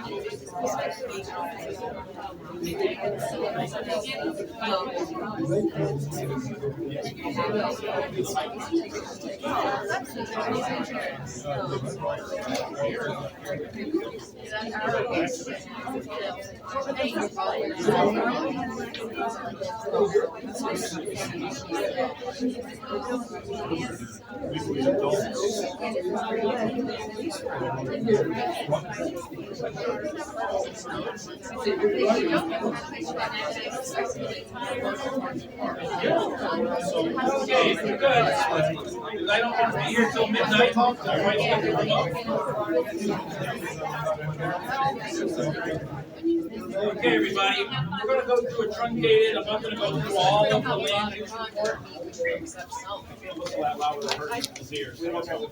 All right, there's 3 commercial properties, office properties currently for sale right here in Hopekins.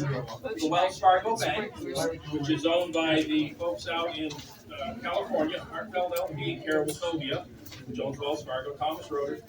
They have it listed 2.7 million, 6,000 square foot building for retail. Property totaling 3.53 acres with a CR, commercial regional zoning, which means they can go for redevelopment, knock the building down, and go whatever meets the plans for land use. That now is being, it's under contract, so it's already under contract, we're waiting their due diligence. So we should hear something probably within the next 30 to 60 days on where that stands. The original rumor was they were gonna do redevelopment with a new building and go with ground floor retail and offices on the second floor. Don't know, because they haven't filed anything, but we'll keep an eye on that. Janet will get the notices when it comes to land use. The Hartnett Law Building, right across the street, that is now under contract. 1.085 million with over 5,400. He's closing the door. Thank you. Over 5,480 square feet, and that's an office building, I think it's ON Office Neighborhood, and that's currently under contract. Walgreens, wanna guess which one? Brackenville. Brackenville, this is a good one though, 1.085 million, no, excuse me, I got the wrong one, 5.779 and a half million. 11,000, almost 12,000 square foot of retail. and the property is actively listed, but it is subject to a long-term lease with Walgreens Corporation, which expires on February 29th, leap year, in 2029. It's a triple net lease, which is called the triple N. That means they pay their portions of maintenance, upkeep, ongoing outdoor landscaping, and their taxes and everything else. And the rent is $462,360 a year, with incremental increases of 12.5% at each of the 3 and 5 year renewal options. They did initially, I think it was a 15-year lease when it was put in, and then it renews from there on out. But what they do, just so you know, this is very common for the drugstores, especially the big chains and almost any of the big box stores. They buy, develop real estate, and then to free up cash so they can continue their expansion, they will then sell the leases off, knowing they're going to be there for anywhere from 15 to 25 years. That frees up operating capital so they can plant more locations around the country. And this was explained by the Walgreens people when we talked to them out of Chicago, back when both the one on Valley Road went in and when Brackenville as well. So that's just what they're doing on that, freeing up some operating capital. The other ones, Mark, that means to 29 they're gonna be there? they're gonna be there, yep. I can tell you, in my hometown of Vermont, there was a Home Depot came in, they weren't making a lot of money, only $1.5 million a month. Hometown of Vermont, that wasn't enough for them, so they basically paid out the lease for 10 years and kept the building dormant and boarded up after they left after about 5 or 6 years, so no one else could come in and take over the building. So even though they left, they were still paying the exorbitant lease rent on that property, which was somewhere around $40,000 to $50,000 a month. So I mean, that's big corporations do funny things. They keep your competitors out, even though they get prime spots. So that's some of the. So Mark, the likelihood is that it's going to be purchased by an investor. It will be an investment group that goes in, that's looking for that ongoing residual income. Is not for. No, they're not looking to close it. Even if they did, they have to stay until 29, and they'll pay those costs if they have to buy out their lease. So it will be repurposed if it happens, if that happens with a new investment group. They actually have their own real estate group as well. Yes, sir. Does that mean that the Walgreens at Brackenville will still be operational until 2029? Yep, unless they buy out their lease from whoever they sell their lease to, they could pay out their lease, because their lease says they're obligated to pay that $462,000 and change every month until February 29th of 29. So they have to buy that out if they want to literally close the store down. So it will still be operational. Yep. As a drugstore. Yep, as Walgreens. Yep, and then after that, it would have, just so you know, too, a lot of folks don't know if you don't go to the GHADA meetings, that was zoning under the Newcastle County Code, which allowed for adult bookstores and a liquor store. So we got the zoning changed to eliminate that, because there always has to be zoning for things we don't all like, and they happen to do what everyone did, is they put it way out in the, the suburbs long ago, back in the 80s, so that was what that was there. And we were very happy to see the Walgreens come in as a community. The former Exxon station in Richardson's Nursery, this we think is their last year, because that project is moving forward. If you've noticed all the activity at the white Exxon station, kitty corner across the way, that's tying up all of the EPA pumps and well monitoring for the Superfund site, which has been cleaned up extremely well. And now they're actually adding monitoring in, so that will continue on, and they're doing what's called, I think we talked about last time, was hot steam air sparging, where they did air injection before to free up the perk that comes out, which is from the dry cleaning fluids. And now they're finding that a newer, better method is to inject hot steam that frees it up from the limestone caverns underground, and they capture that with carbon filtration, and then they're able to clean up the aquifer. And if you don't know, Hockessin is full of the water that all of the county drinks, all the way down to the middle of the state, just about, and in PA even. So this is, and Artesian also has carbon filtration in all the wellheads. And speaking of wellheads, there's a new Artesian well going in behind Valley Grove on Valley Road. If you're heading towards the Walgreens on Valley Road, on the right-hand side, there's a small horseshoe-shaped community where Pomeranian Mushrooms used to be.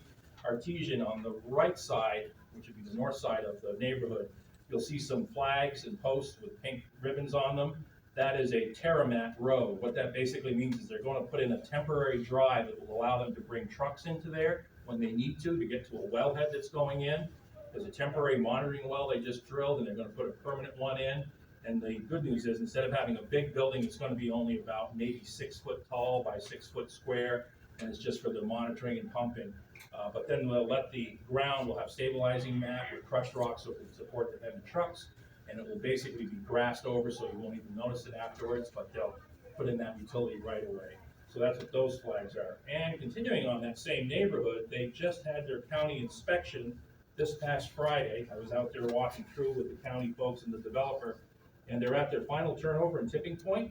So based on that inspection of the open space and stormwater systems in that community, the county only had a few minor things, and it's the first time I've ever seen Ellie, who's the engineer who does the inspection, say, you know what, get them fixed, take a picture and send it to us. We were shocked, because usually it's like, no, you gotta start over another 60 days before you'll get your permits released, but she said they'll have that all taken care of probably within the next 15, 30 days. So that neighborhood will finish out, they'll release the last of the building permits, which gets into a total of 56 homes. And if you haven't noticed, they're selling pretty quick and for pretty high prices. So the gentleman was saying the houses aren't selling that much. Those down there are selling anywhere from, I think, in the 6s up to 8s, depending on which house model you pick. And they sell pretty quick. And There's one up for across, sale in there, Mark. what's that? There's one up for sale. There's one up for sale. Is it next to you, Becky? Can I move in? It's on the other side. I don't know about that. I want to be next to you. You So don't wanna be on our side. I want to be where the babies are made.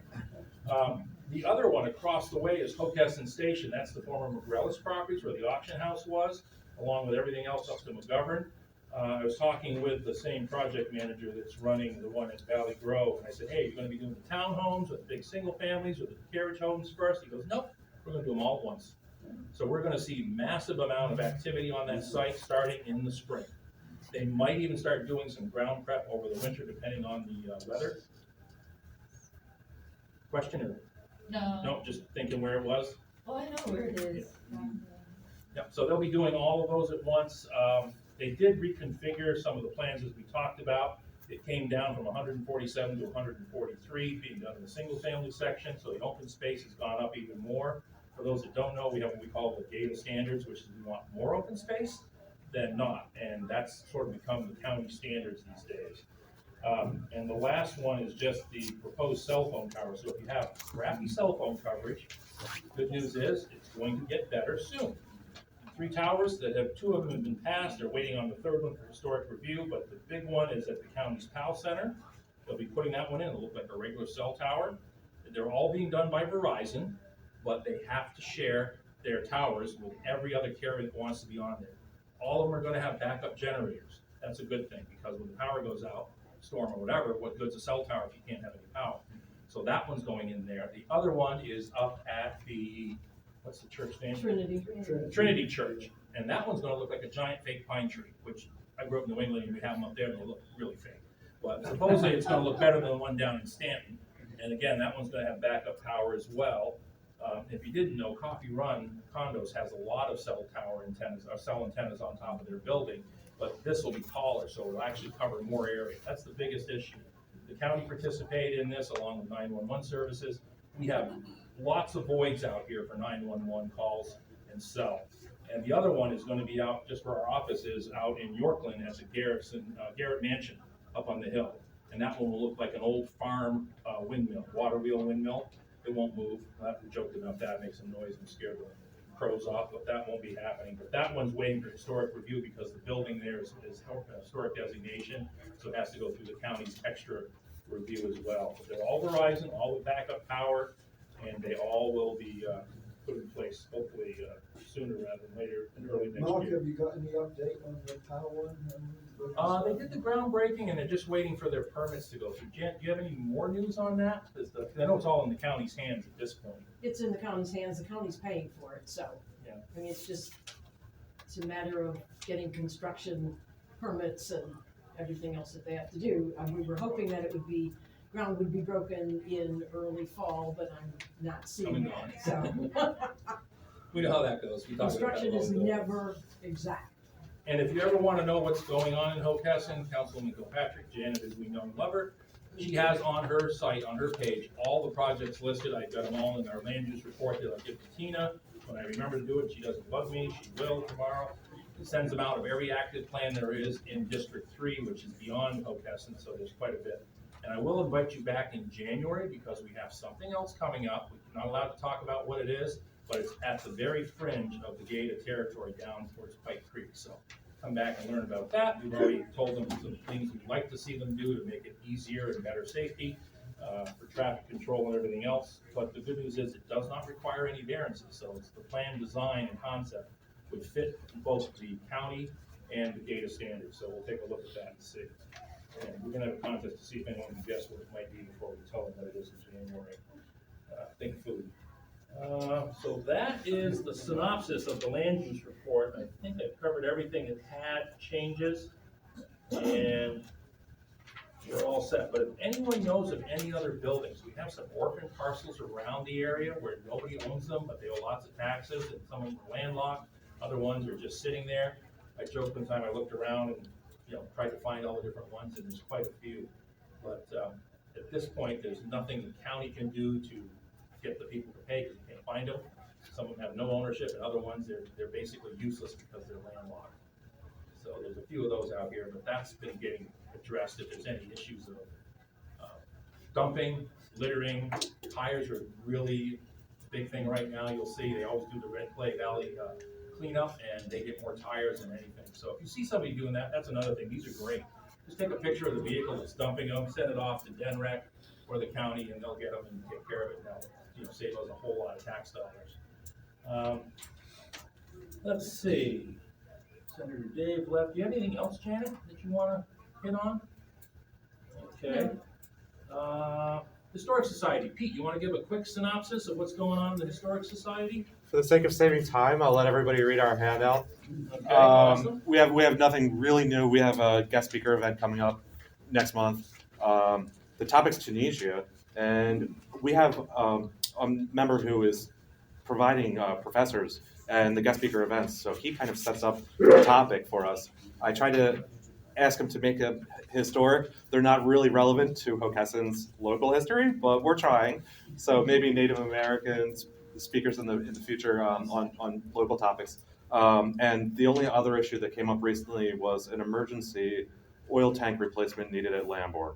So that's being done at the beginning of next month. So it's not leaking. They just noticed surface rust and they've kept notating it. So they're being very proactive in not wanting to have to deal with any kind of emergency. So that's being addressed and taken care of. You're an oil burner, right? Because you're hot water heat, right? So you have oil, heating oil? Oh, we have heating oil, Yeah. yes. And we did talk, just so you know, one of the things we have, State Rep Mike Smith couldn't be here again tonight. Really good from the standpoint of what's called CRF, Community Reinvestment Funds. So Pete and I have been emailing, and I've already talked to Representative Mike Smith about this. Janet does a lot of grant stuff, but this is outside of her pocketbook amount. But it's something to look at. There's these funds that are available. A couple of years ago, they had $90 million that was available from the state to go statewide to do things that help reinvest in the local communities. Hockessin hadn't been doing that. We started doing that about almost 4 years ago now. And we've been able to claw back some of our tax dollars and federal dollars that come back to the state and put them into the local area. One of the things we're going to be doing is I'm going to talk to Marcus Henry, our new incoming county executive, about some picnic tables and things to improve Swift Park, along with the historic marker for the Swift family. They did a lot for Hockessin over the years. Francis Swift Sr. was the very first president of GHADA, and Francis Swift Jr., rest his soul, worked with me. I remember going out in the audience and saying, Franny, run for president because I don't want to do it again. And he stepped up and did it, and we traded off for many years. So we want to do something to commemorate what the family did for Hockessin as well and have a marker. So I want to do that for Marcus so he doesn't have to spend all the money on all the tables and that. We were able to get some Sierra funds to help do that. And we're going to apply again for the Historic Society to see if we can help them with their updating their HVAC system. And special thanks to Janet for helping us out with an ARPA grant. Hopefully, we have that filed and applied for. And that's for work that's much needed for the historic Tweeds Tavern itself. That building is always going to be in need of upkeep and maintenance. And I remember last fall, we were having a meeting down at the old Lambourne Library, and Pete's over there, we're trying to mess with the windows. It's like, my God, these things are what, almost 200 years old. And it's like, what a nightmare. So, and if you replace them with things that need fixing. And if you replace them with new windows, they only last 10 years. So they've been there for 200. We're okay. So I don't see Bill here from the Hockessin Business Association, but I do see Bob's here. Do you have anything, Bob, from the last meeting? Were you at the last powwow? Yeah. Hard to put you on the spot, but I figured you might remember. Halloween in Hocus went very well. That's the Nice. meeting tomorrow is at Lamborn. Library. Lamborn Library, all right. All right, awesome. And they have a social at like 6:30 and then they get into business. If you have a small business or a real estate person or whatever, or you have a consulting business, show up, see what's going on in Hocus. And it's again, like the community meeting we just had, it's all about knowing who your neighbors are and your fellow business people, working together to get a bigger result than you can individually. And coincidentally, the guest speakers tomorrow are somebody from the state, I believe. State small business? No, they're from the county. County, public safety. Oh. Public safety, it's, well, emergency management. All right. Tina, I think you put out the minutes for everybody? I think so. Okay, is there anyone that's from GHADA, and you guys can all participate because we don't care, you're all members once you show up. We're a big happy family until we disagree and then get out. So if there's any corrections to the minutes that anyone has, we'll entertain that. Seeing none, well, Trish, I gotta wait because Trish is always good. Seeing none, I'll take a motion to accept the minutes as provided. So moved, second. Any discussion? None? All right, all in favor say aye. Aye. All the pirates say arr. All right, so those are done. Thank you, Tina. All opposed get to take. That's right. That's my other joke. I had to change it up this month. If you don't like the minutes, you can take them next month. Joe, do you want to give the financial report? Because, you know, we are sitting on tons of money in GHADA here. Okay. Don't ruin the surprise. So, I'm not even gonna stand up because it's that quick. For the month of October, no activity, ending balance is $3,540.08. And for those that want to know, yeah, we make a ton of interest. I think it was either a penny or 2 cents we get on average from our checking account at Whiskas, but they're good to us. They don't charge us any fees, so. And that covers our website if you ever want to see what's going on. And we also have, as you may know, we now do the Hocus and 4th of July, thanks to Janet and Kenny Wynn for twisting arms and things like that. Janet, by the way, started, I think, the Hocus and 4th of July back when she was a teenager. So it wasn't that long ago. And Kenny did it for many years and others have done it, but it's all volunteer driven. It's all supported by local businesses and individuals for the fireworks, which is the biggest expense. 43 to 45,000. We are trying, and by the way, thank you to the people that helped on the parade because that is my Achilles heel. I hate doing the parade because it's like herding cats without any milk. It's just, it's crazy. But we've got the 250th, I think it's what's called the Sesquicentennial. Is that right? I know it's one of those words, I like the centennials better. But we're coming up on 250 years of this country and this experiment called the Republic and Democracy. So we'd like to do a really decent sized fireworks display and have a really nice parade. So anybody that knows any marching bands, drum and fife, colonial reenactors, if you can find somebody with a rolling cannon that can fire powder blanks, that would be awesome. Because it scares the kids, the candy goes further, it's just a thing. So start thinking about it. I know you helped out with the 4th. It's just it's a lot of fun on the parade. You get a really nice T-shirt if you're a volunteer for the parade and everything, and on the 4th. And that Joe did parking down at the old McGrellis site. We made about $800 charging for parking.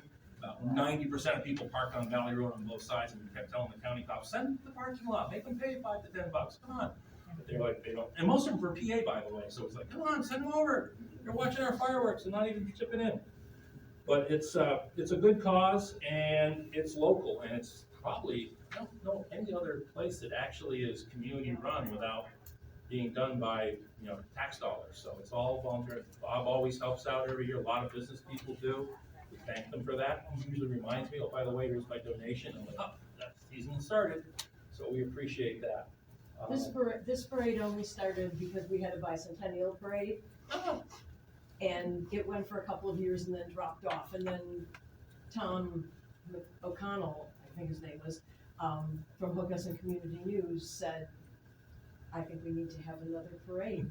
And the man that did the bicentennial parade took 3 years to organize it and put it on. And he told me that there was no way in 3 months that we could have a parade, and that's all we need is just a little. We'll show him. You can't do it, and That's how we most were things out get there full force. So it's, what are we now, 35th 36 years, Oh, something I've like lost, I that? can't even count, but it's I think the longest running I think we community did the supported first one in parade. '89, I think.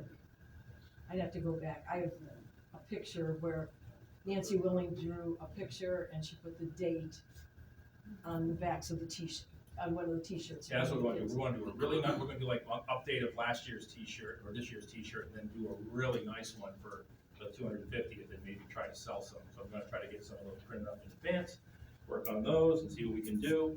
I'm And, wondering, why can't we get any funding for it? We get some, Why does it have Janet to be always all helps. volunteer? Like, why can't we get Where are we anything? gonna get the funding? Like, from the county? I mean, if it's a. They The make county, donations. we give them money, usually the Yeah. county executive out of his contingency fund does, and we do, but we're not a municipality, we have no way of making money, so We're unincorporated. we're unincorporated. I mean, you go to Rehoboth and it's a Rehoboth parade, you go to Smyrna, it's a Smyrna parade, Middletown, but they're all Newark, incorporated Wilmington. areas and they can build it into their budget.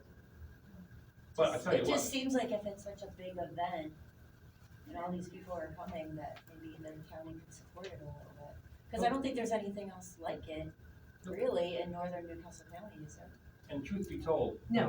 when we started, we kind of drew, the funds got drawn down because of COVID. They didn't have a parade, they didn't have any fundraising, they did the last fireworks, and Kenny hands the checkbook over, and it's like, $1,280. So we started from zero and we built up, but we have a good amount. We work with the same companies, we have the insurance. There's a lot of moving parts, but most of it, other than the parade, is the hardest one. The parade's the hardest thing because, like I said, you get everybody wanting to do it, and the 250th will be a mid-year election year. So we're gonna have politicians, but we really need to get the marching bands back, because the schools, unfortunately around here, don't have big bands anymore. McCain, DuPont, they're gone for the summer. So if you've got, I mean, even if you wanna just let the schools know and the kids, put together a group. But, trying to reach out to fife and drums and reenactors and kind of put on a pretty nice show and go from there. And I think we'll be able to do it. And I'd really love to spend a lot more money on the fireworks.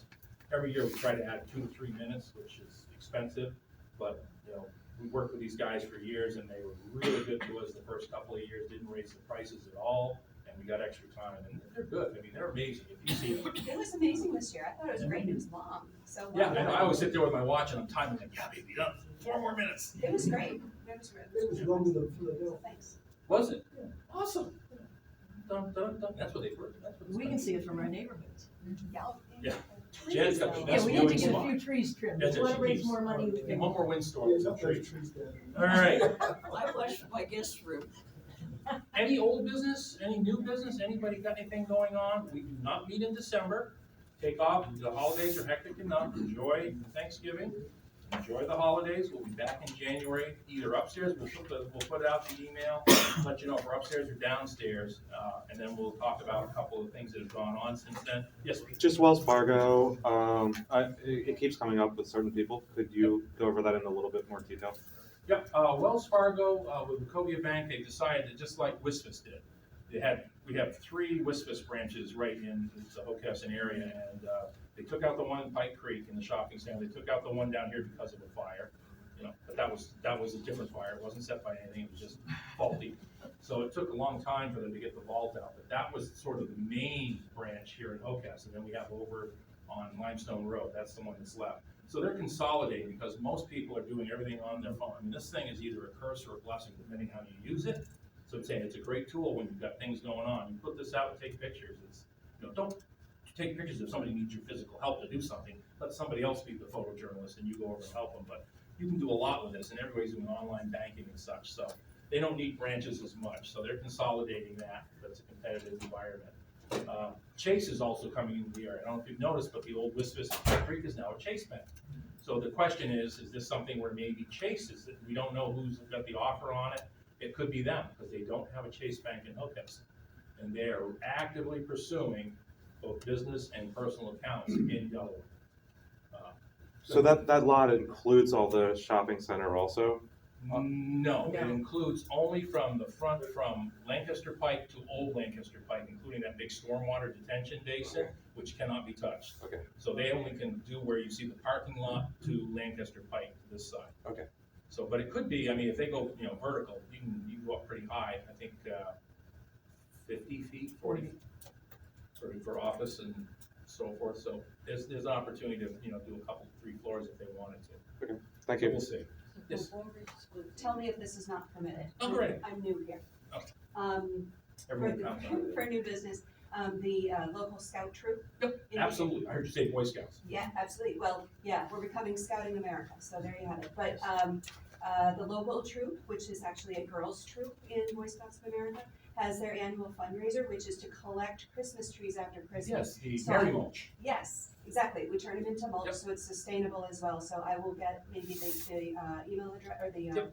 website in case the neighbors want to register for that ahead of time, and the kids will come around and take your tree away the first Sunday in January for a small donation.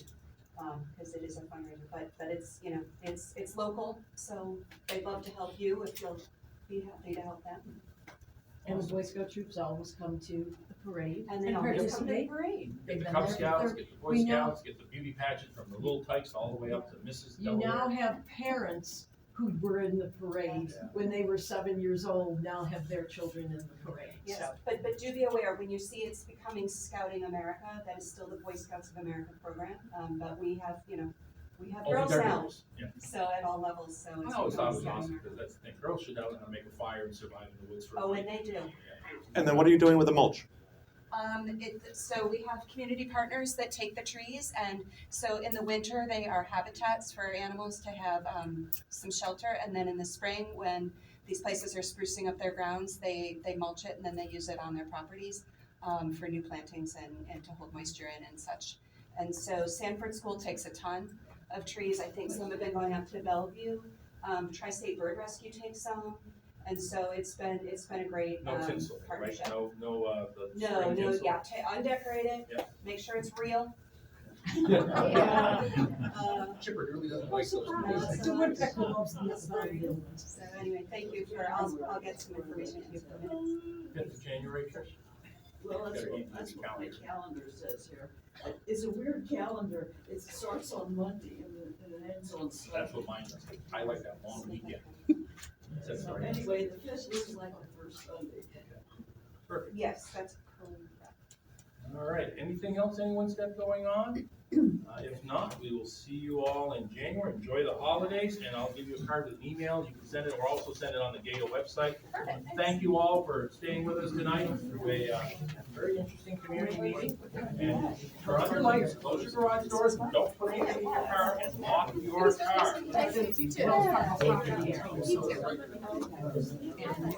Oh, it's crazy. I'm good, how are you? Randall does it all the time. You're like, dude, you're just making it easy for them. They can come back every 25 days.